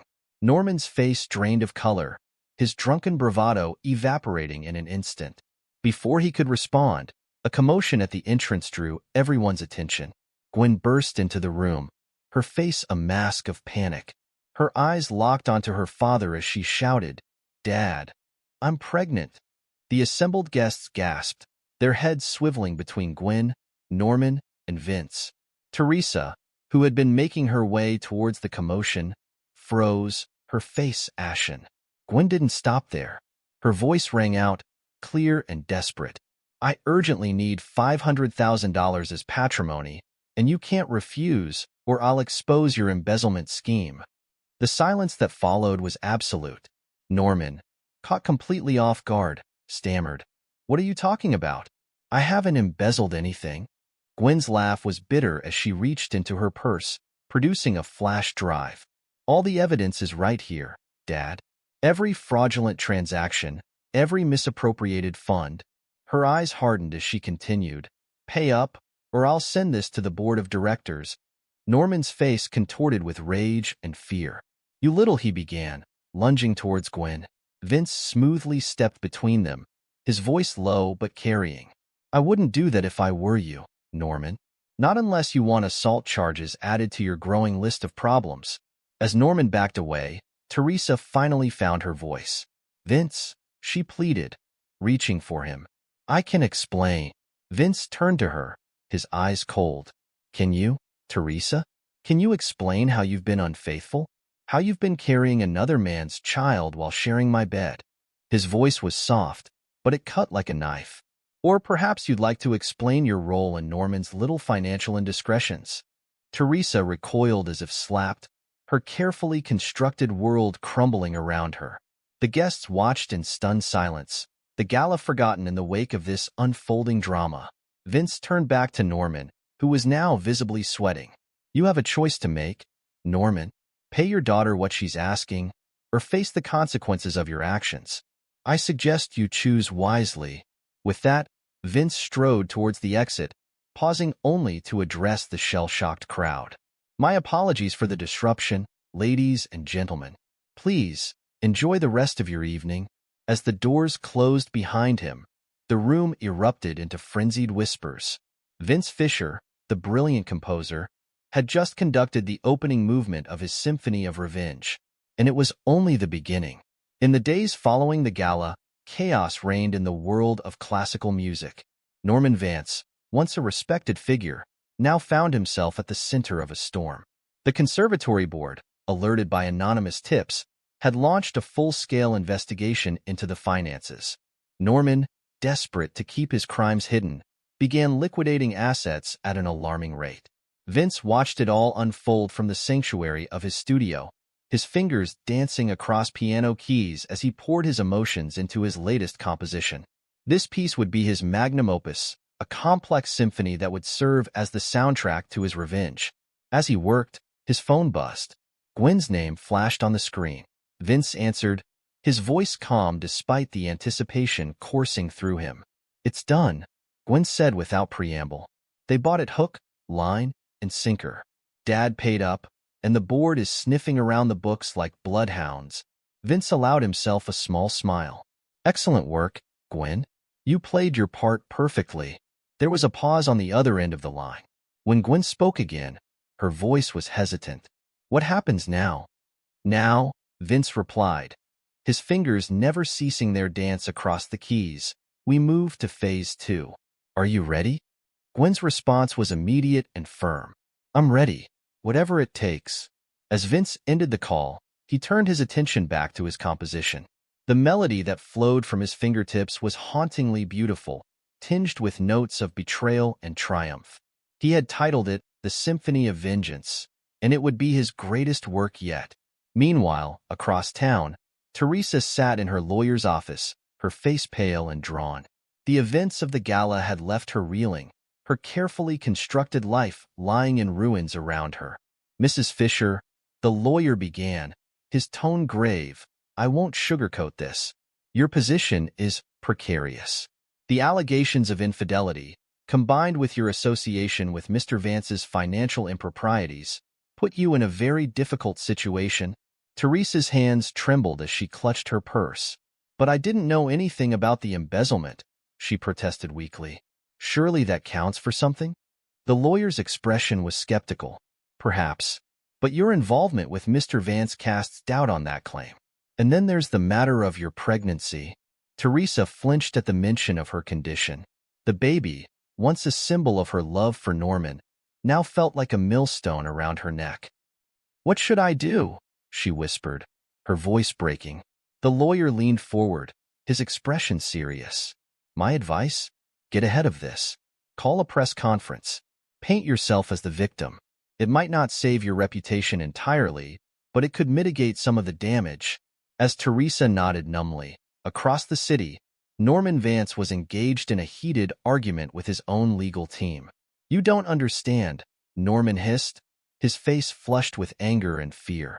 "If this gets out, I'm finished. My career, my reputation, everything I've worked for, gone." His lead lawyer, a stern-faced woman in her 50s, fixed him with a steely glare. "Mr. Vance, with all due respect, your career and reputation might be the least of your worries right now. We're talking about serious financial crimes. If the allegations are true, you're looking at significant jail time." Norman collapsed into a chair, his head in his hands. "It wasn't supposed to be like this," he muttered. "It was just a little creative accounting at first. Then Teresa came along, and I needed more to keep her happy, to keep up appearances." The lawyer's voice was cold as she interrupted him. "Save it for your confession, Mr. Vance. Right now, we need to focus on damage control. And pray that your daughter doesn't decide to release that evidence." As the sun set on the city, 3 lives hung in the balance. Teresa, once the adored wife of a musical genius, now faced a future as a pariah. Norman, the respected maestro, watched his empire crumble beneath the weight of his own greed and lust. And Gwen, the overlooked daughter, stood on the precipice of a new life, free from her father's toxic influence. And at the center of it all sat Vince Fisher, his fingers coaxing a haunting melody from his piano. The first movement of his symphony was complete, the stage set for what was to come. As the final notes faded into the twilight, a cold smile played across his lips. The crescendo was yet to come, and when it did, it would shake the very foundations of their world. As the premiere of The Symphony of Vengeance approached, Vince Fisher threw himself into preparations with single-minded focus. His days were filled with rehearsals, his nights with fine-tuning the score. The piece was his masterwork, a complex tapestry of sound that would tell the story of betrayal and retribution without a single word. Across town, Teresa and Norman huddled in Norman's office, their faces drawn with desperation. The aftermath of the gala had left them both reeling, their carefully constructed lives teetering on the brink of ruin. "We have to do something," Teresa hissed, pacing the room like a caged animal. "Vince is going to destroy us with this symphony." Norman nodded, his once proud posture now slumped with defeat. "I've been making calls, spreading some rumors about Vince's mental state, suggesting that his recent behavior indicates a lack of stability." Teresa's eyes gleamed with malice. "Good. What else?" "I've reached out to some key members of the orchestra, hinted that associating with Vince might not be in their best interest right now. A few have already agreed to pull out of the performance." A cold smile spread across Teresa's face. "Perfect. But we need something more direct." She paused, a plan forming in her mind. "The score. If we can get our hands on it." Norman leaned forward, intrigued. "Go on. We take it. Replace it with a blank one." Without his masterpiece, Vince will be humiliated in front of the entire music world. Norman's laugh was hollow. "And how do you propose we get access to it?" Teresa's smile turned predatory. "Leave that to me. I still have keys to the house." As Teresa and Norman plotted, Vince worked tirelessly in his studio, unaware of the storm brewing around him. His fingers danced across the piano keys, coaxing out melodies that spoke of pain, betrayal, and the cold satisfaction of justice served. The night before the premiere, Teresa crept into the house she once shared with Vince. Her heart raced as she made her way to his studio, praying he wasn't there. The room was empty, sheet music scattered across the piano. With trembling hands, she gathered the pages of The Symphony of Vengeance, replacing them with blank sheets. As she turned to leave, her eyes fell on a framed photo of her and Vince on their wedding day. For a moment, regret threatened to overwhelm her. Then she remembered Norman, the excitement of their affair, the promise of a new life. Her resolve hardened. She grabbed the photo and smashed it against the edge of the piano, leaving the broken pieces as a final act of defiance. The next evening, Vince arrived at the concert hall, his mind focused on the performance ahead. As he entered his dressing room, he immediately sensed something was amiss. His score was there, but it felt wrong. Opening it, He found blank pages staring back at him. A note fluttered to the floor. "Good luck conducting from memory, darling." For a moment, Vince stood perfectly still, his face an unreadable mask. Then, slowly, a cold smile spread across his features. He had anticipated this move, had prepared for it meticulously. Not only had he committed every note to memory, but he had also hidden backup copies with trusted friends in the orchestra. As he changed into his tuxedo, Vince's mind raced through the contingency plans he had put in place. Teresa and Norman thought they had outsmarted him, but they had merely played into his hands. Tonight, they would learn the true meaning of revenge. The concert hall buzzed with anticipation. The cream of the music world had gathered, drawn by rumors of Vince Fisher's groundbreaking new work. In the front row, Teresa and Norman sat, their faces masks of smug satisfaction. They exchanged a knowing glance as Vince took the podium, certain they were about to witness his downfall. As Vince faced the orchestra, a hush fell over the audience. He raised his baton, and without a single glance at the conductor's stand where the score should have been, began to conduct. The music that filled the hall was unlike anything anyone had ever heard. It began softly, a gentle melody that spoke of love and trust. Then, slowly, discordant notes crept in, building to a crescendo of betrayal and pain. The audience sat spellbound as the symphony told its tale of love, loss, and the bitter taste of revenge. In the front row, Teresa's smug smile faltered. This wasn't possible. How could he be conducting without the score? Her eyes darted to Norman, who sat rigid in his seat, his face a mask of disbelief. As the music swelled, reaching its emotional peak, Vince's eyes found Teresa's in the audience. The cold fury in his gaze made her flinch. In that moment, she realized the true extent of her miscalculation. Vince hadn't just composed a symphony. He had orchestrated their destruction. The final movement was a tour de force, a complex interweaving of themes that left the audience breathless. It spoke of triumph over adversity, of justice served, of a phoenix rising from the ashes of betrayal. As the last notes faded away, there was a moment of stunned silence. Then, as one, the audience rose to their feet. The applause was thunderous, a standing ovation that seemed to shake the very foundations of the concert hall. Cries of "Bravo!" echoed through the space as Vince stood, accepting the adulation with a quiet dignity that only served to highlight the pettiness of Teresa and Norman's actions. In the front row, Teresa and Norman sat frozen, their plan having backfired spectacularly. They watched as critics and fellow musicians surged forward, eager to congratulate Vince on his masterpiece. The realization of their impending doom settled over them like a shroud. As Vince made his way through the crowd, accepting congratulations with gracious nods, he caught sight of Gwen. She stood at the back of the hall, a proud smile on her face. Their eyes met, and an unspoken message passed between them. Phase 2 of their plan had been executed flawlessly. Now, it was time for the final movement. The after-party was in full swing, the air thick with excited chatter about the performance. Vince moved through the crowd with ease, accepting praise and fielding questions with quiet confidence. To anyone watching, he appeared to be basking in the glow of his triumph, but his eyes constantly scanned the room, waiting for the right moment. That moment came when Anthony Hansen, a music critic known for his scathing reviews, approached Vince. Anthony's face was a mixture of admiration and curiosity as he said, "That was extraordinary, Fisher. But I have to ask, how did you do it without the score?" A hush fell over the nearby guests, all eager to hear Vince's response. Vince's eyes glinted as he replied, "Who says I didn't have the score?" Confusion rippled through the crowd. Vince reached into his pocket and produced a flash drive. "This contains not only my original composition," he explained, his voice carrying clearly through the suddenly quiet room, "but also recorded conversations between my wife, Teresa, and Norman Vance, planning their affair and their attempts to sabotage me." He paused, letting the words sink in. "Oh, and evidence of Norman's embezzlement from the conservatory." Gasps and murmurs swept through the gathering. All eyes turned to Teresa and Norman, who stood frozen in horror at the edge of the crowd. Anthony's eyes widened. "Are you going public with this?" Vince's smile was cold. "Oh no," he replied. "That would be too easy. I have something much more symphonic in mind."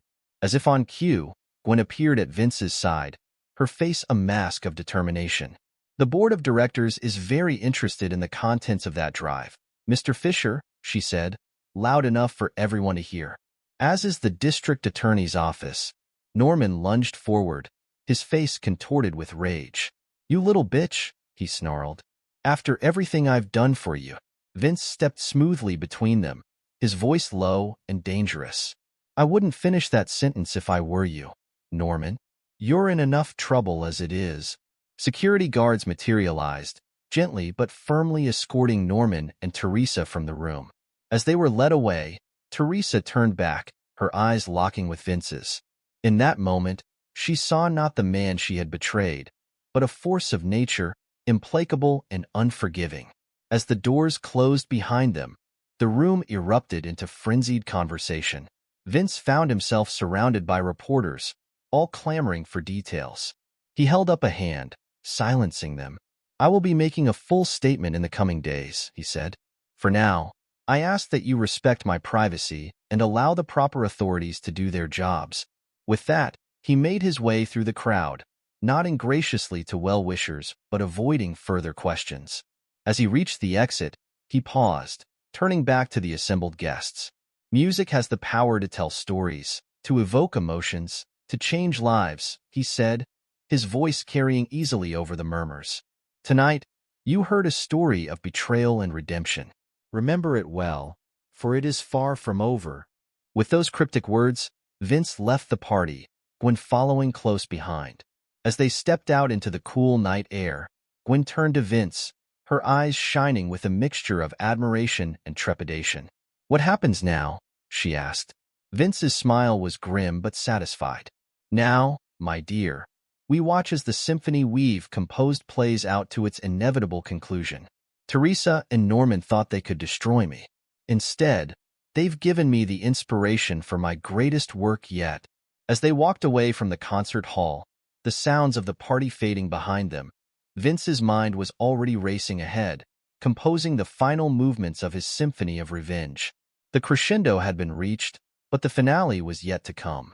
And when it did, it would shake the very foundations of the music world. In the months following Vince Fisher's triumphant premiere of The Symphony of Vengeance, the carefully constructed worlds of Teresa and Norman began to crumble spectacularly. Norman Vance sat in his office at the conservatory, his hands shaking as he read the email from the board of directors. Anonymous tips had led to an internal investigation into the finances, and the evidence was damning. Years of meticulous embezzlement were laid bare, each fraudulent transaction a nail in the coffin of his career. As he contemplated his next move, the door burst open.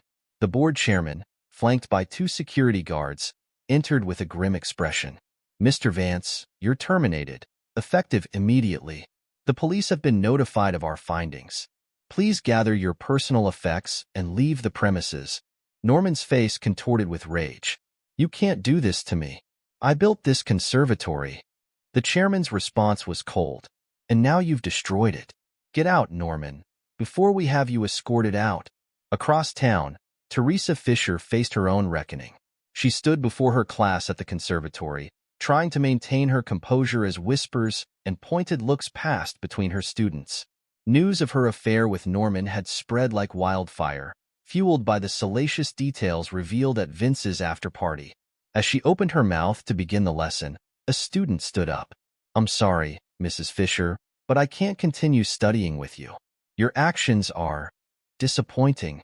One by one, other students followed suit, gathering their belongings and filing out of the room.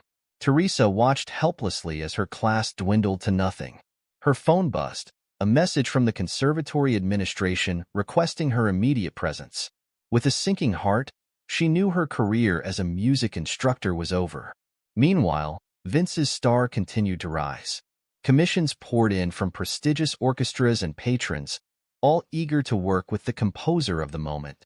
The Symphony of Vengeance was hailed as a masterpiece of modern classical music, its complex themes of betrayal and redemption resonating with audiences worldwide.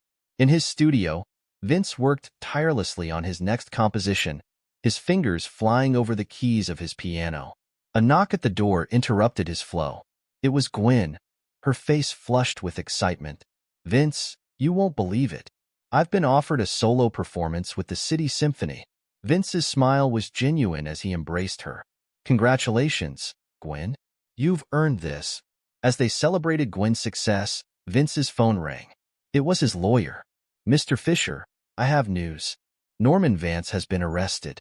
The police investigation uncovered even more financial misconduct than we initially thought. "He's facing multiple felony charges." Vince's expression remained impassive, but a cold satisfaction settled in his chest. "Thank you for the update.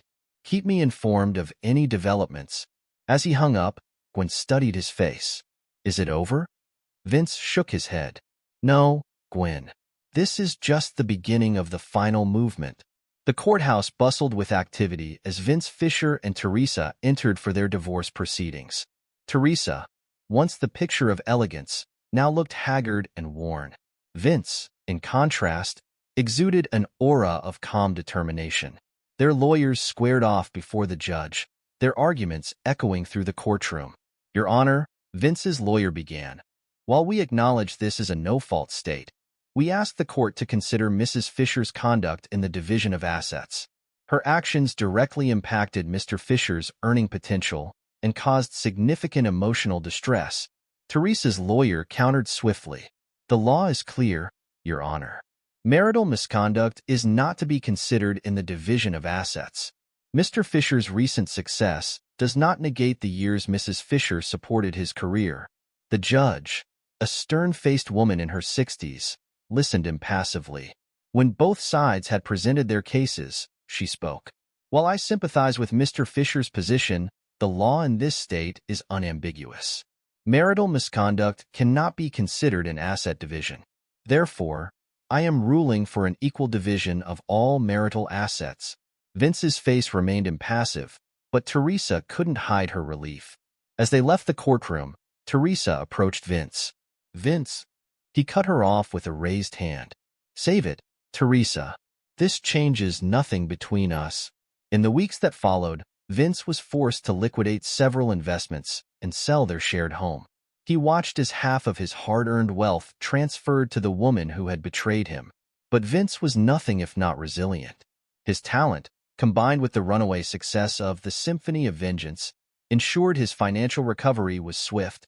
Within a year, he had not only recouped his losses but significantly increased his net worth. Teresa's story, however, took a darker turn. Struggling to cope with the loss of her career and reputation, she turned to gambling. What started as small bets to lift her spirits quickly spiraled into a full-blown addiction. Late one night, Teresa sat in a dingy casino, her eyes fixed on the roulette wheel. She had already lost most of her divorce settlement, but she was convinced her luck was about to turn. As the wheel spun, she pushed her remaining chips onto the table. "Everything on black," she said, her voice trembling. The ball bounced, slowed, and finally came to rest. "Red." Teresa stared at the table, numb with shock. In a matter of months, she had squandered her entire divorce settlement. As the reality of her situation sank in, she buried her face in her hands and wept. Vince sat at his piano, lost in composition, when a commotion outside his studio door caught his attention. Before he could investigate, the door burst open, revealing a disheveled Teresa. Her eyes were wild with desperation, her once immaculate appearance now unkempt and haggard. "What have you done to me?" she demanded, her voice raw with emotion. Vince looked up from his work, his face a mask of calm indifference. "I've done nothing but create music, Teresa. Your choices led you here." Teresa's laugh was bitter and tinged with hysteria. "Don't play innocent," she spat. "You've ruined us. I've lost everything because of you."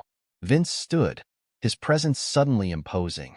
His voice, when he spoke, was cold and precise. "No, Teresa. You ruined yourself the moment you decided to betray me. I'm simply conducting the symphony of your downfall." Teresa's anger crumbled, replaced by desperation. Tears streamed down her face as she pleaded, "Please, Vince. I've made terrible mistakes. I've lost all the money from the divorce. I need help. For a moment, something flickered in Vince's eyes. A memory of the love they once shared, perhaps. But it was gone as quickly as it appeared, replaced by a steely resolve. Our marriage is over, Teresa. Your gambling addiction is not my problem. You made your choices. Now live with the consequences. Teresa stumbled back as if physically struck by his words. How can you be so cruel? After everything we shared, Vince cut her off. Everything we shared was a lie, Teresa. You saw to that when you chose Norman over me. Now, if you'll excuse me, I have work to do. With that, he turned his back on her, returning to his piano. Teresa stood there for a moment, broken and defeated, before slowly making her way out of the studio. As the door closed behind her, Vince allowed himself a small sigh. The confrontation had shaken him more than he cared to admit, but he refused to let it derail his plans. The symphony wasn't over yet. The courtroom was packed as Norman Vance's trial reached its conclusion. Journalists jostled for position, eager to capture every moment of the once respected maestro's fall from grace. Norman sat at the defendant's table, a shell of his former self. His expensive suit hung loosely on his frame, his once proud posture now slumped in defeat. As the judge entered, a hush fell over the room. "Will the defendant please rise?" the judge intoned. Norman stood on shaky legs, his eyes darting around the courtroom, searching for a friendly face. He found none. The judge's voice was stern as she delivered the verdict. "Norman Vance, this court finds you guilty on all counts of embezzlement and financial fraud. The evidence presented of your long-standing scheme to defraud the conservatory is overwhelming and deeply troubling." Norman's face drained of color as the judge continued.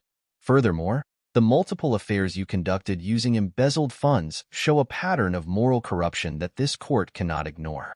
I hereby sentence you to 15 years in federal prison and order you to pay substantial restitution to the conservatory." As the gavel fell, sealing his fate, Norman's legs gave out. He collapsed into his chair, the reality of his situation finally sinking in. In the back of the courtroom, Vince watched impassively. As Norman was led away in handcuffs, their eyes met briefly. In that moment, Norman saw not the man he had betrayed, but the architect of his destruction. Outside the courthouse, Norman's wife faced a sea of reporters.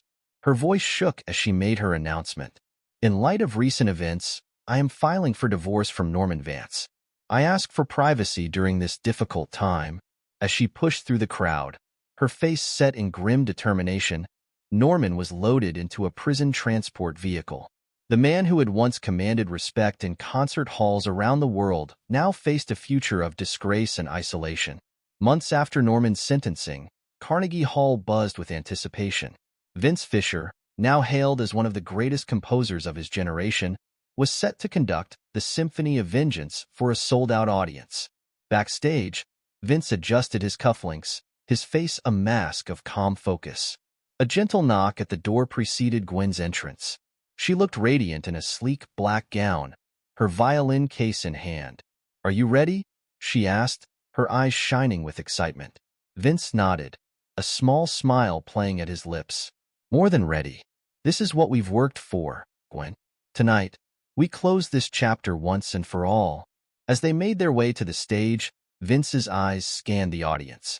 In the front row sat several influential music critics and patrons, and there, in the back row, he spotted a familiar face. Teresa had scraped together enough money for a ticket, her haunted eyes fixed on the stage. Vince took his place at the podium, raising his baton. As the first notes filled the hall, he allowed himself to be swept away by the music. The symphony told the story of their journey, the betrayal, the pain, the cold satisfaction of justice served. Each movement was a perfect blend of beauty and sorrow, joy and retribution. The audience sat enraptured, many moved to tears by the raw emotion conveyed through the music. In the back row, Teresa wept silently, the full weight of her actions crashing down on her as she witnessed the triumph of the man she had wronged. As the final notes faded away, there was a moment of breathless silence. Then, as one, the audience rose to their feet. The applause was thunderous, a standing ovation that seemed to shake the very foundations of Carnegie Hall. Vince turned to face the audience, his expression one of quiet satisfaction. "This piece," he announced, his voice carrying clearly through the hall, "is dedicated to all those who have faced betrayal and emerged stronger. May it serve as a reminder that even in our darkest moments, we can create something beautiful." The audience, unaware of the full story behind the music, applauded wildly. Critics scribbled furiously in their notebooks, already composing rave reviews in their heads. As Vince's eyes swept the crowd one last time, they locked with Teresa's. In her gaze, he saw regret, longing, and the crushing weight of consequence. His own eyes held nothing but cold finality. Without a word, he turned and left the stage, leaving Teresa to slip out of the hall, her face burning with shame, her future uncertain as she grappled with her addiction and ruined reputation. Backstage, Vince was greeted by a crowd of well-wishers and admirers. But he had eyes only for Gwen, who stood beaming at him, her violin still in hand. "We did it," she said simply. Vince nodded, allowing himself a genuine smile. "We did. And now, Gwen, the real work begins. Are you ready to shape the future of music?" As they left Carnegie Hall, stepping out into the cool night air, Vince felt a weight lift from his shoulders. The symphony of his revenge was complete, its final notes echoing into a future full of possibility. Epilogue. Years passed, and the ripples of Vince Fisher's Symphony of Vengeance continued to resonate through the music world. The piece became his most famous work, studied in conservatories and music schools around the globe. Its complex themes of betrayal, justice, and redemption sparked endless debates among music critics and scholars. Vince himself had become a legend in the classical music community. He continued to compose, each new piece a testament to his evolving artistry. Though the pain of betrayal never fully faded, he found solace in his work and in nurturing the next generation of musicians. His studio became a mecca for aspiring composers and performers, all eager to learn from the master. On a typical afternoon, Vince sat at his grand piano, his fingers dancing across the keys as he worked on his latest composition. The walls of his studio were lined with awards and accolades, silent witnesses to his triumph over adversity. As he played, his mind wandered to the events that had shaped his life and career. Across town, in a small, cluttered apartment, Teresa Fisher methodically tuned a battered upright piano. Her once manicured hands were now calloused, her designer clothes replaced by practical work attire. The irony of maintaining instruments for others, while her own musical career lay in ruins, was not lost on her. Teresa's fall from grace had been spectacular and complete. After squandering her divorce settlement on gambling, she had hit rock bottom. With no other options, she had taken a job as a piano tuner, her extensive musical knowledge now used for the most basic of tasks. The whispers and sidelong glances from clients who recognized her were a constant reminder of her past mistakes. Twice a week, Teresa attended gamblers' anonymous meetings, struggling to rebuild her life from the ashes of her mistakes. The road to recovery was long and arduous, but she clung to the hope of one day reclaiming some semblance of respect in the music community. As she worked, Teresa's thoughts often drifted to Vince and the life she had thrown away. News of his continued success was like salt in her wounds, a constant reminder of what could have been. She had tried to reach out to him several times over the years, seeking forgiveness or at least closure, but her messages went unanswered. Vince had closed that chapter of his life definitively. Meanwhile, in a federal correctional institution, Norman Vance stood before a group of inmates, leading them through a basic music theory lesson. His once commanding presence was diminished, his expensive suits replaced by a prison uniform. Teaching music to fellow inmates was a pale shadow of his former prestigious position, but it provided a bitter solace in the long days of his incarceration. The other inmates knew of his former status, and Norman endured their taunts and jeers with gritted teeth. He had gone from commanding world-class orchestras to teaching convicted felons how to read sheet music. It was a fall from grace so profound that Norman often woke in the night, his dreams haunted by the echoes of applause long silenced. His ex-wife, unable to bear the shame and scrutiny, had divorced him shortly after his sentencing. She had moved across the country, changing her name and severing all ties with her disgraced former husband. Norman's attempts to contact her had been met with silence, leaving him truly alone with the consequences of his actions. In a stark contrast to Norman and Teresa's fates, Gwen Vance had flourished under Vince's mentorship. She had become a celebrated violinist in her own right, her talent finally recognized outside her father's toxic influence. Her solo performances sold out concert halls around the world, and critics hailed her as one of the most exciting young talents in classical music. True to her word, Gwen had used her inheritance, the money Norman had paid her during their scheme, to establish a scholarship fund for underprivileged music students. The Gwen Vance Foundation provided instruments, lessons, and performance opportunities to talented young musicians who might otherwise never have had the chance to pursue their dreams. On this particular day, Gwen stood before a group of eager young violinists, guiding them through a master class. As she watched them play, she thought back to her own tumultuous journey. The pain of her father's betrayal and the risks she had taken in allying with Vince had all led to this moment, using her success to open doors for others. After the class, Gwen met Vince for their weekly dinner. It had become a tradition over the years, a time for mentor and protege to catch up and discuss their latest projects. As they sat in a quiet corner of an upscale restaurant, Gwen raised her glass in a toast. "To the symphony that changed everything," she said, her eyes twinkling. Vince clinked his glass against hers, a small smile playing at his lips. "To turning discord into harmony," he replied.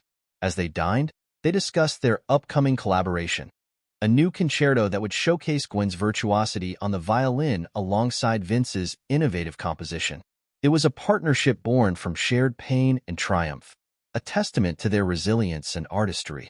The maitre d' approached their table, a nervous smile on his face. "Excuse me, Mr. Fisher, Ms. Vance, but there's someone here who would like to speak with you. She says it's important." Vince and Gwen exchanged a glance, curiosity piqued. As they turned to look, they saw a figure standing near the entrance. It was Teresa, looking pale and uncertain. For a moment, time seemed to stand still. The three of them locked in a tableau that encapsulated their shared history, the betrayal, the revenge, the consequences, and the divergent paths their lives had taken.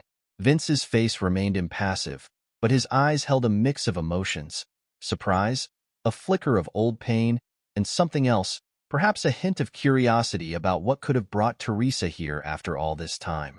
Gwen's expression was guarded, her posture tensing slightly as if preparing to defend her mentor if necessary. And Teresa, her eyes brimming with unshed tears, stood on the precipice of a moment that could offer closure or open old wounds. As Vince slowly stood to face this unexpected confrontation, the rest of the restaurant faded into the background. Whatever words would be exchanged, whatever resolution might be reached, it was clear that the final notes of their shared symphony were yet to be played. The legacy of the Symphony of Vengeance continued to unfold, its themes of betrayal, justice, and redemption echoing through the lives of all those it had touched. In concert halls and classrooms, in prison cells and humble apartments, the music played on, a testament to the enduring power of art to transform even the darkest experiences into something transcendent. This is where our story comes to an end. Share your thoughts in the comment section. Thanks for your time. If you enjoy the story, please subscribe to this channel. Click on the video you see on the screen, and I will see you there. Welcome to Lost Relation Chronicles. What are the odds? After 10 years of no contact, there she was, my ex-wife, standing at a booth at the same convention I was attending. I disappeared to make sure she, her new husband, and his family wouldn't find me. And I'd done a damn good job of it too. Yet, there she was, walking right past me, without even recognizing me. When that hit me, an idea began to take shape. I can be a bit of a jerk when I want to be. You're probably wondering why my ex-wife's husband's family would care about finding me. Well, they were my family too, once upon a time. Her current husband is my biological older brother. So, yes, that makes his parents my parents and his sisters my sisters. When everything blew up, I simply walked away and created a new life. I've gone by Victor Reynolds for the last 10 years. Victor was my middle name, and Reynolds, well, I saw the sticker on a Reynolds window when I needed a last name. As for Carla, back in high school, she was Carla Bishop. We had the typical drawn-out high school romance, First loves, senior prom, and yes, we were each other's firsts. I was in love with her, or at least I thought she loved me. Turns out, she was more in love with my family's money. Yeah, my family had money. Mom and Dad owned a medium-sized manufacturing plant. We manufactured electronic components. We had several standard components, but that wasn't our main source of income. Seriously, the Chinese kicked our butt with their prices. We kept it up with the Made in America requirements. Most of our market was small-scale, high-value items. It was specialty components that we designed and built based upon the customer's needs. It turned out that it was highly profitable. Okay, so some info on my family. There was Mom and Dad, of course. They started the business up before I was born. Dad had a degree in electronic engineering. His best friend had a degree in manufacturing engineering. My great-grandfather on my dad's side had made a ton of money during the Depression by loaning money to people who couldn't afford it to buy houses. When they couldn't make the payments, he foreclosed on the land. He actually sold the same piece of land several times to different people. Maybe that explains where my family got their serious lack of morals from. So, Eric is my older brother. I told you about Mom and Dad. I also have twin sisters that are younger than me. Truthfully, they were the babies of the family and the only daughters. Yes, they were spoiled. Their entire outlook on life was that if it didn't directly affect them, they didn't give a damn. If it did somehow affect them, they went with the decision that least affected them. That probably explains their behavior when the shit hit the fan. So, cliché after cliché. We got married just after our sophomore year in college. We had been married for 5 years when I came home early one day and found her in bed with my older brother. Long story short, I was just a stepping stone to her. Eric would eventually take over the family business, and I would remain a glorified worker bee. Sure, I would be technically second in charge, but it would be Eric with all the power, prestige, and access to society. Carla and I went to high school together. We had started dating during our senior year. We both went to the local college. She ended up pregnant at the end of our sophomore year, so we got married over the summer. She dropped out to raise the baby while I went on to finish my degree. We had lots of help from my family. We were both 20 years old when we got married. Once Megan turned 2 years old, Carla went to work as an administrative assistant at my family's business. They had an on-site daycare for their employees. I had to wonder how she got pregnant, since we always used protection. None ever broke as far as I know. She had a bad reaction to the pill, so she wasn't on it. Oh well, shit happens. I did notice that there were a couple weird episodes over the next 5 years. Twice, she had some strange issue that prevented us from having sex for about a week. I didn't really think much of it at the time. I wanted more children, but it hadn't happened yet. I was hoping that we would have a boy this time. I did love my daughter, but every husband wants at least one boy to carry along the family name. Yes, I hear all you feminists out there who say the woman can keep her married name. I also hear all of you screaming that a father can teach his daughter all the things he can teach a son. Yes, girls can be gearheads and appreciate muscle cars and racing just like boys. Yes, they can become mechanics, get into sports, and everything else. Again, it's one of those things that are programmed into men's brain. They want a son as an heir. Don't get me wrong here. I loved my daughter and was happy that we had her. Adding a son to the family would be icing on the cake. Our 5-year anniversary was coming up at the end of the week. I had ordered her a nice matching set of earrings and necklace from a local jeweler. I snuck out of the office to pick it up, and I was going to sneak home to hide it while Carla was still at work. We both worked at my family's business. They had a daycare for employees, so she didn't need to worry about watching our daughter. I picked up her gift, then rushed home. As I was approaching the house, I saw Eric's car in the driveway. That was really odd. He was supposed to still be at work, and he had no business being at my house at this time of day. I got a bad feeling about this. I parked on the street, 2 houses down, and walked to the house. The door was unlocked. I quietly followed the sounds and made my way to the master bedroom. Sure enough, Eric and Carla were both there having a grand old time. To this day, I'm still not sure how I managed to keep my temper in check. Regardless, I managed to get a good 5 minutes of video before sneaking back out of the house. I had heard some of their talking. It sounded like this had been going on for a few years at least. Despite the rage that I was feeling, I knew that I had to take the time to get all the information and put a plan together. Flying off the handle would only cost me more money and humiliation. The divorce laws in this country screwed over the innocent husbands while rewarding the cheating wives. That was especially true if there was a child involved. She would get the house, and I would get the mortgage. She would get custody and child support, and I would get missed visitations. She would get alimony, now called spousal maintenance, and I would get the honor of paying her to have sex with other men. In order to minimize the damage, I had to keep this a secret until I was ready to strike. Oh, and she would not be getting the jewelry I just bought for her. It took 3 months before I was ready. Now, you may be expecting me to tell you all the clever ways I went about avoiding having sex with the woman, and you would be wrong.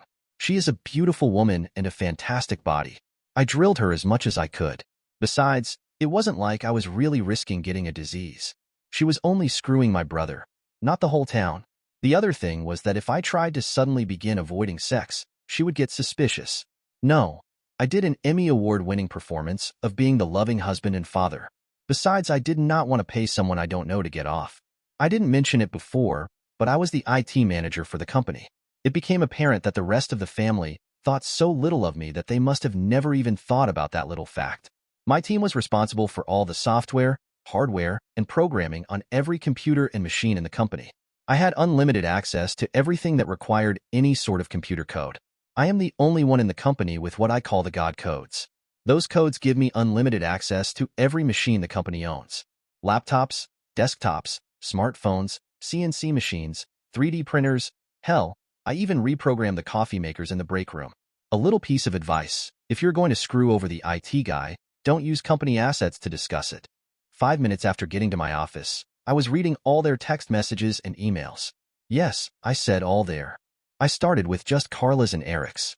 From there, I found out that my parents had known about it as well. One text from Mom was even discussing it with the twins and cautioned them to make sure that they didn't somehow let me know. Yes, my entire family not only knew that my brother was screwing my wife, but they also seemed to approve of it. Now, you are probably thinking that I was at the edge of the breaking point. You would be correct. I really didn't see how this could get any worse. That was when it got exponentially worse. Megan wasn't even my daughter. She was Eric's daughter. Those 2 episodes that I mentioned earlier that prevented us from having sex for a while? Abortions.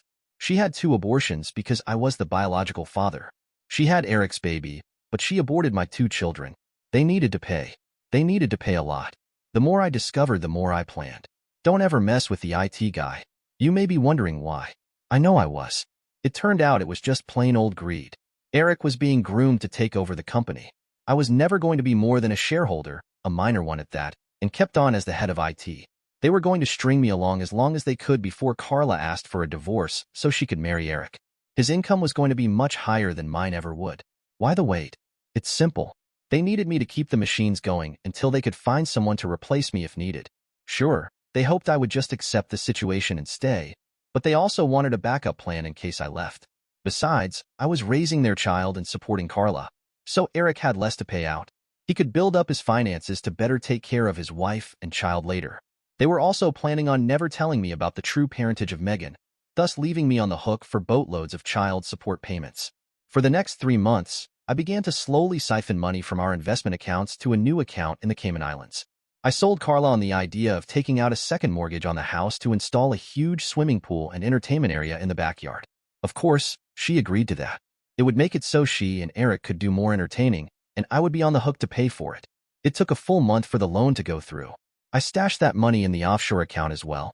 I would bring home some designs about once every 2 weeks to show her that I was working on it. I did the designs myself while I was supposed to be working. I even put a notice in an online website that we would be taking bids on the work. We ended up interviewing 5 different contractors. I hired a PI to place hidden cameras in the house while Carla was at work. They were high definition and also recorded audio. Everything was recorded to a cloud server that could only be accessed by me, the PI, and my divorce lawyer. I continued to copy all their emails and text messages.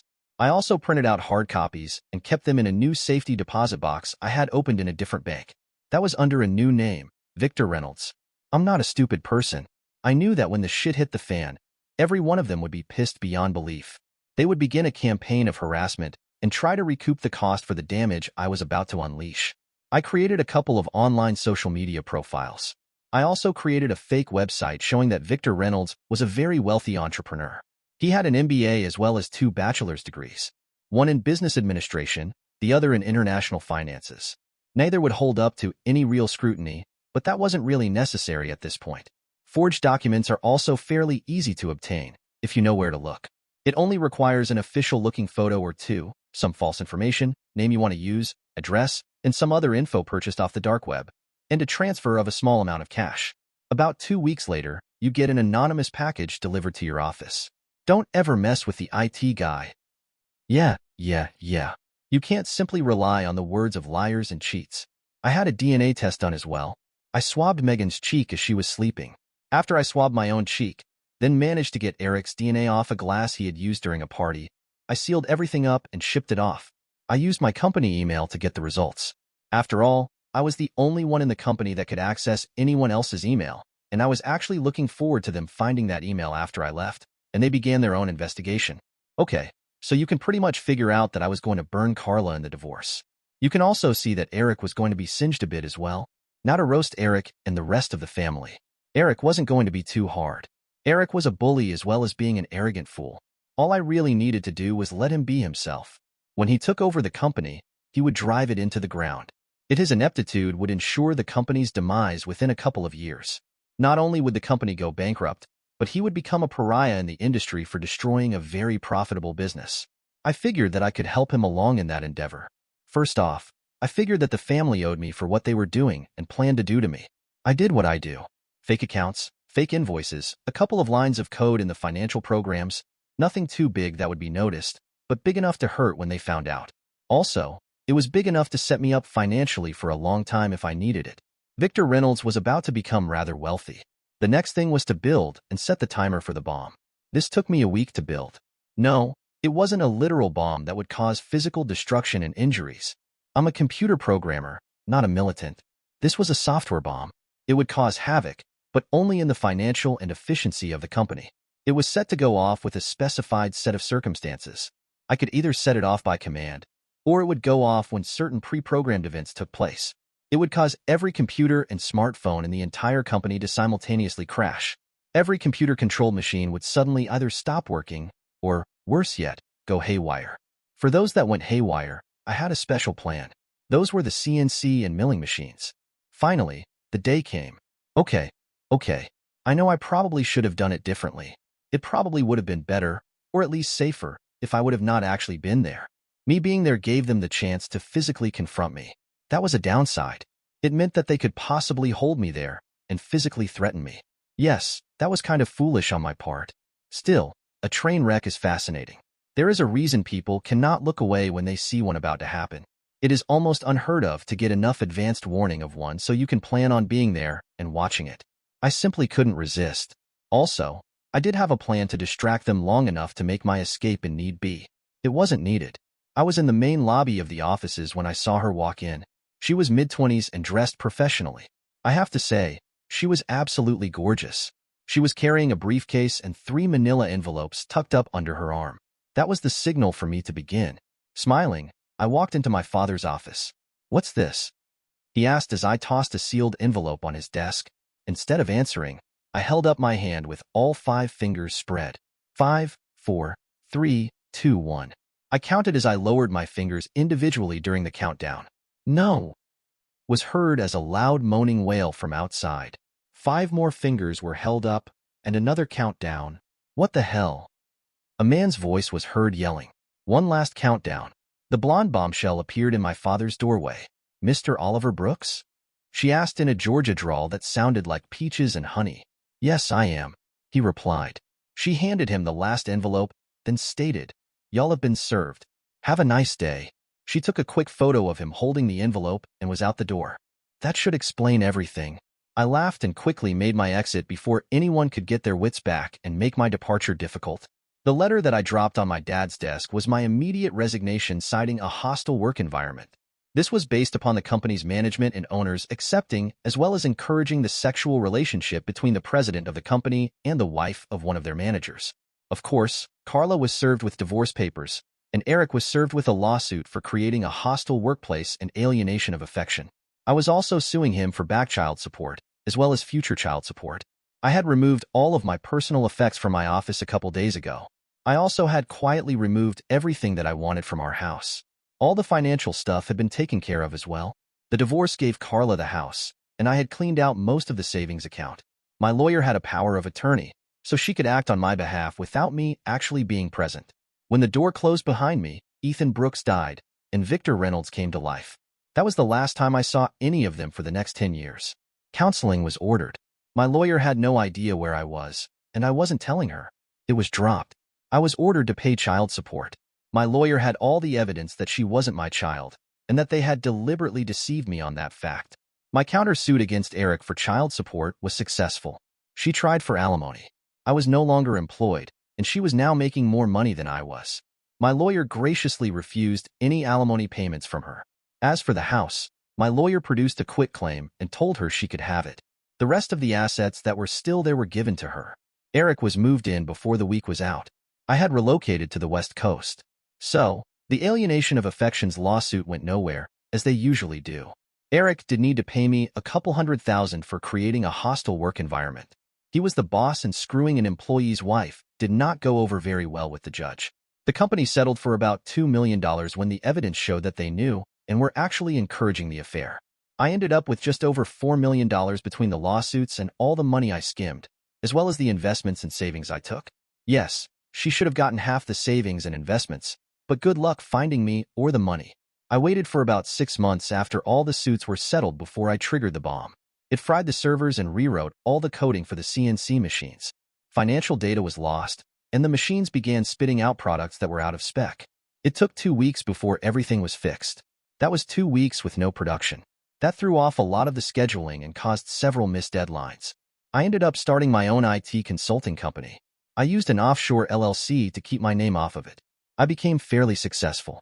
2 years after I left, I was involved in a traffic accident. It required some rather significant facial reconstructive surgery. I decided to use that to my advantage and modified a few features that I really didn't like. I always thought my nose was too big, so I had to make it smaller. My chin was a little weak, so I had that fixed. Just a couple small modifications. Since I always hated my chin, I had maintained a goatee since I was 18 years old. Now, with my chin reshaped, I began going smooth-shaven. With just a couple minor changes, I looked completely different than I did before. The trucking company that owned the rig that plowed into me was paying for it anyway. One other change was that I was also in much better shape.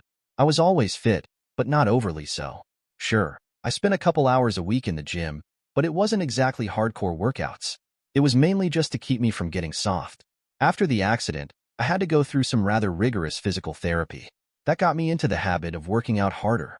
Yeah, it sucked at first, but I soon discovered that it made me feel a lot better. I began to also notice that I was looking better as well. Before, my stomach was flat. Now it had a defined, hard six-pack. My chest, legs, and arms bulked up as I added muscle. I went from an average sort of thin office worker to a muscular, confident man. Yes, it was totally their fault. The driver was on speed, had been driving for too long that day, had forged his logbook, and the truck was lacking in proper maintenance. I ended up owning the company after that.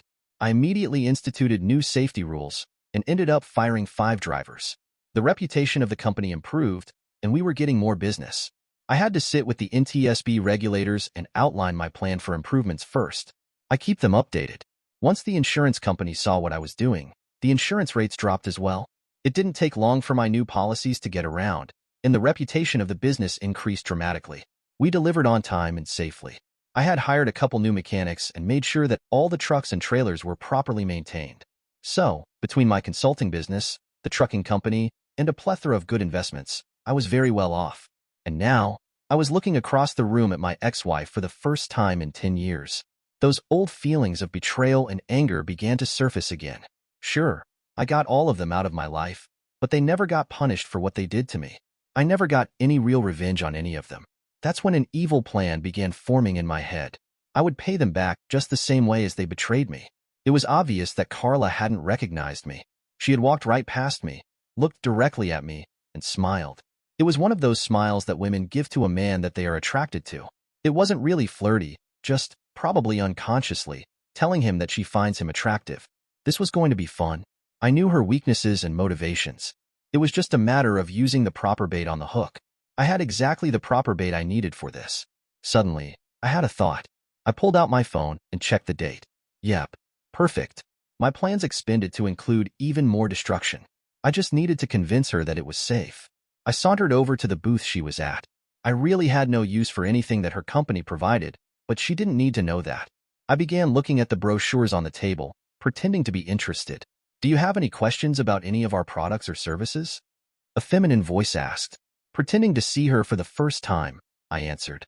Actually, I do have a few questions, but I am afraid that I don't really have the time right now to properly get all the information I would like.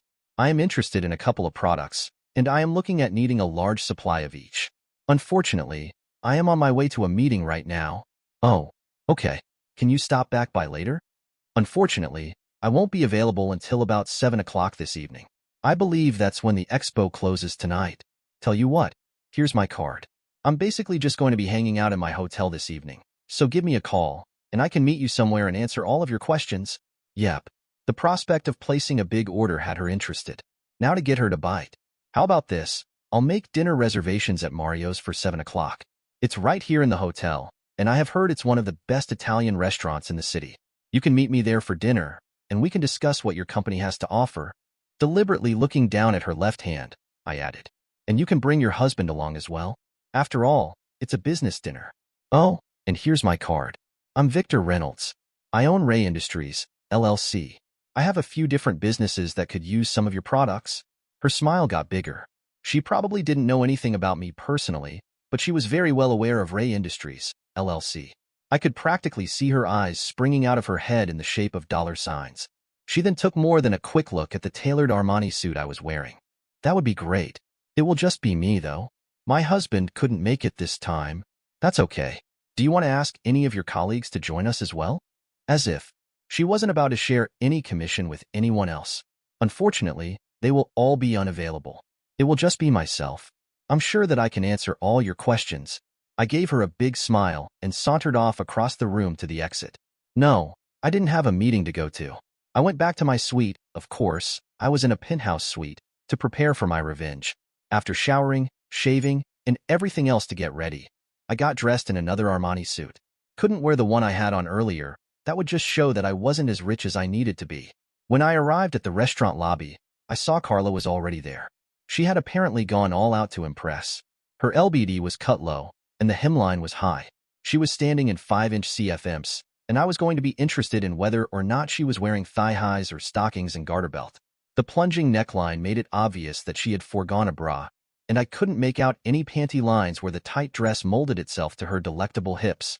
Forget needing to dangle the bait in front of her. She was letting me hand-feed it directly into her mouth. This was going to be so easy. It was almost boring. Okay, so she actually did answer all my questions over dinner. She also explained why her product was superior to the competition's. We discussed costs and quantities. I made the appropriate noises about being impressed, and that when we were ready to place the order, she would be the one we called. I couldn't place the order this week, because we were still in the process of determining exactly how large the order would be, how many units of each would go to which location, and a few other issues. Whatever order we did place would be within the next 2 weeks. Little did she know that I had absolutely no use for any of her products, and even if I did, I wouldn't purchase them from her company. I would go to her largest competitor instead. Dinner over, I suggested it was still early and maybe we could hit the nightclub next door for a drink or two. She was more than happy to comply. I'm pretty sure that while she was getting ready for dinner, she took the opportunity to look up my information on the internet. It would show her that I was indeed as wealthy as I appeared. The way she held my arm and molded herself to me as we danced, I couldn't help but wonder if she were thinking of trading up again. After a couple drinks and several dances, we were up in my suite. No, she wasn't drunk. She knew exactly what she was doing. She was the one who suggested it. Yeah, I could see the dollar signs shining in her eyes. Oh, and I had discovered as we were sitting in the club that she was indeed not wearing panties. Instead of even the slightest protest as I had slid my hand up her thigh, she just smiled and spread her legs wider in invitation. I'm not on the pill. She huffed as I was kissing and nibbling on her neck and earlobe. Don't worry. I've been snipped. Allergic to latex, so I can't use protections, I replied. Okay. She agreed. She probably should have thought a bit more about it, but I was doing everything I could to distract her. We went 3 rounds that night. The next day, she moved all her things into my suite. We had sex every night. So, is there a Mrs. Reynolds? Fiancé or girlfriend? She asked on the last morning of the conference. I was wondering if she would eventually ask about that. It was blatantly obvious that my left hand was unadorned. Now, maybe I could have a bit more fun with this. Nope. I was married for a couple years, but we split up. We just drifted apart. We were too young when we got married, and we ended up divorced. I haven't found anyone else yet, but I keep looking. I'm thinking that it's time I settled down now. Well, I would definitely like to see you again. I find myself becoming quite attracted to you. It's not just that you are a fantastic lover, but I also enjoy our conversations and just being with you. What about your husband? You being married might cause some issues if we were to begin dating full-time. Hey, we're really no more than roommates right now. We don't even sleep in the same room. I can't even tell you the last time we had sex. Before I can start putting any real effort into a relationship, I need to deal with several business issues. I'm going to be doing a lot of traveling for the next few months. I'll get a hold of you when I'm through, if you are still available. After 2 more rounds of sex, we cleaned up, packed up, and checked out of the hotel. She went her way, and I went mine with the promise of keeping in touch. I ripped up her business card and tossed it in the trash as I was getting ready to board the airplane. The next Monday, I contacted a security firm that I kept on retainer. They were to keep a close eye on Carla and my former family for at least the next few months. Contrary to what she had told me, she and her husband were far from simply roommates.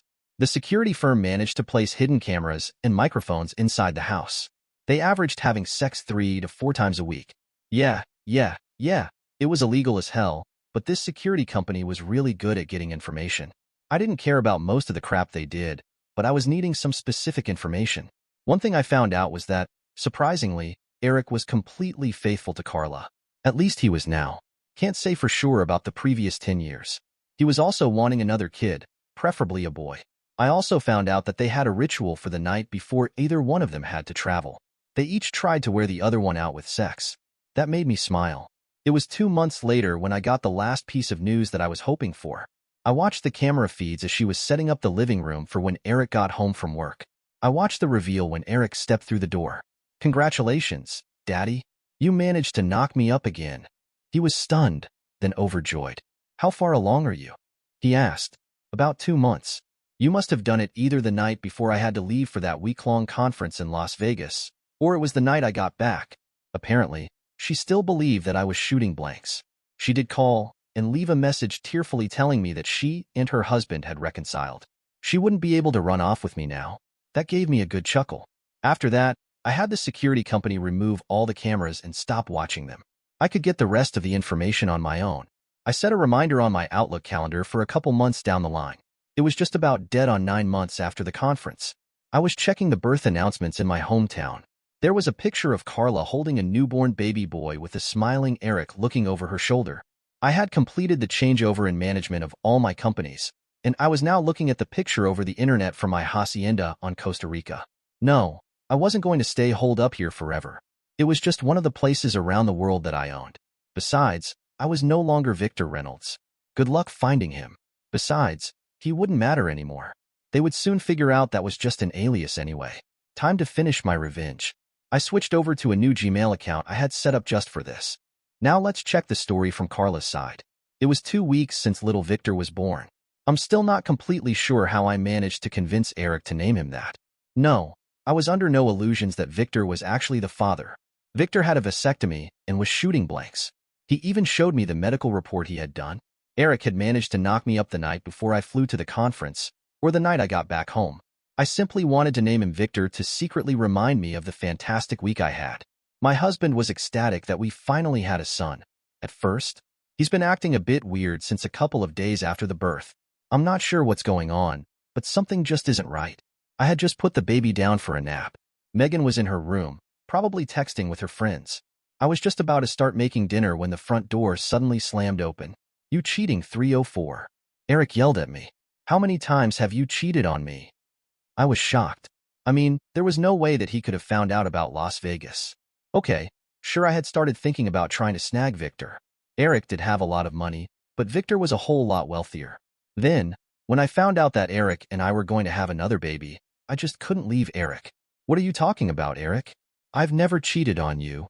Seriously, it's been over 9 months since that conference in Vegas.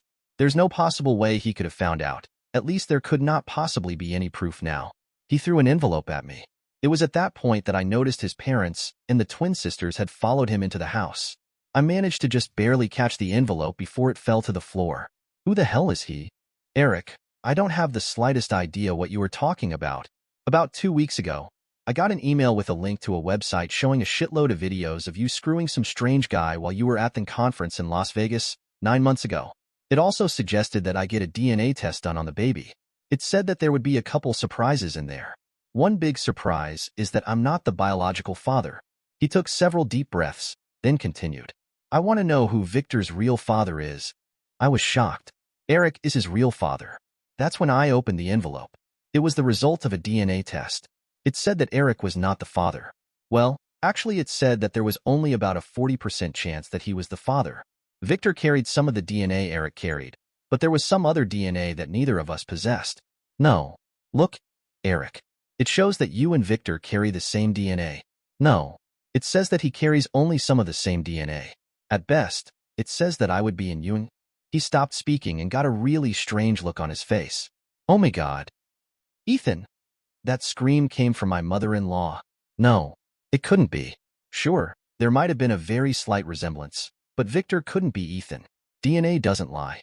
Eric was definitely not the father, but he was a close relative of the real father. There were no other male relatives except Eric's father close enough to be a match, and I had definitively not had sex with my father-in-law. Victor was the only other man I'd slept with, and I realized that week was my fertile time. I was absolutely shocked. Suddenly, I began thinking. Ethan was a genius with computers. How hard would it have been for him to fake a medical document like that? Then I remembered those 2 abortions where I took care of the 2 times that I had accidentally gotten pregnant by Ethan. I had purposely avoided having any children from him. Now, in the irony of all ironies, I just had his son. I had cucked Ethan with his brother. I had now, accidentally, cucked Eric's brother with Ethan. He knew, and he did it on purpose. I screamed out. What are you talking about? Oliver asked. I didn't recognize him. He looked completely different than he did 10 years ago. I'm sure he recognized me, though. He knew all the right buttons to push. He knew exactly what he was doing. He seduced me. He told me that he had a vasectomy. He even showed me medical report. My cycle is as regular as clockwork. He must have remembered that I would be at my peak fertility that week. Oh my God. He must have remembered that I had those 2 abortions and purposely avoided having his children. Well, screw him. He sued me for Megan's child support. So now I'm going to sue him for his own child support. Much as Ethan Brooks had disappeared before, Victor Reynolds no longer existed. Eric's attempted child support suit went exactly nowhere. You can't sue someone that doesn't exist. Eric and Carla ended up staying together. He would be on the hook for child support for both Megan and Victor until they graduated from college. He would also have to pay child support, spousal support, mortgage on the house, and at least half of all their assets. It was cheaper to keep her. They stayed together, but their relationship was permanently destroyed. Now, they were living in a loveless marriage and simply became roommates with benefits. They still had sex occasionally, but it was just sex. There was no more making love. Now it was simply 2 people relieving their urges. They sold the house and quietly split up as soon as Victor left for college. Don't worry about little Victor. Sure, he was not the offspring of the favored brother, but he was still a cute, happy baby. His grandparents still spoiled him, and his mother still had her maternal instincts.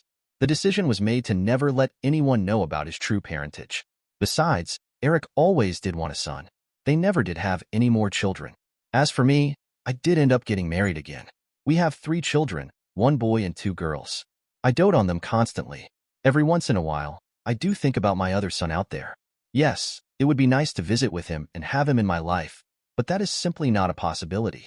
Perhaps after he turns 18, I might see about quietly reaching out to him. When I finally die, he will be in for a shock. He is included in my will. I sent my parents 4 anonymous emails over the years. The first let them know I got married, a wedding they were clearly not invited to, and a daughter-in-law they would never meet.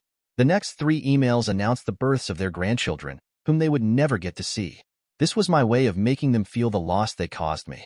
From what I hear, they've spent a small fortune on private investigators trying to track me and my children down. Best of luck with that. You might think I'm in the wrong here, and I won't argue.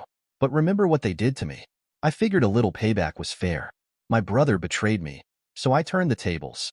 My ex-wife intentionally chose not to have children with me, only to have a child with him instead. So, I tricked her into having my son while she was married to my brother. In my eyes, that's justice. Dear listeners, please share your thoughts in the comments section below, and don't forget to like, share, and subscribe.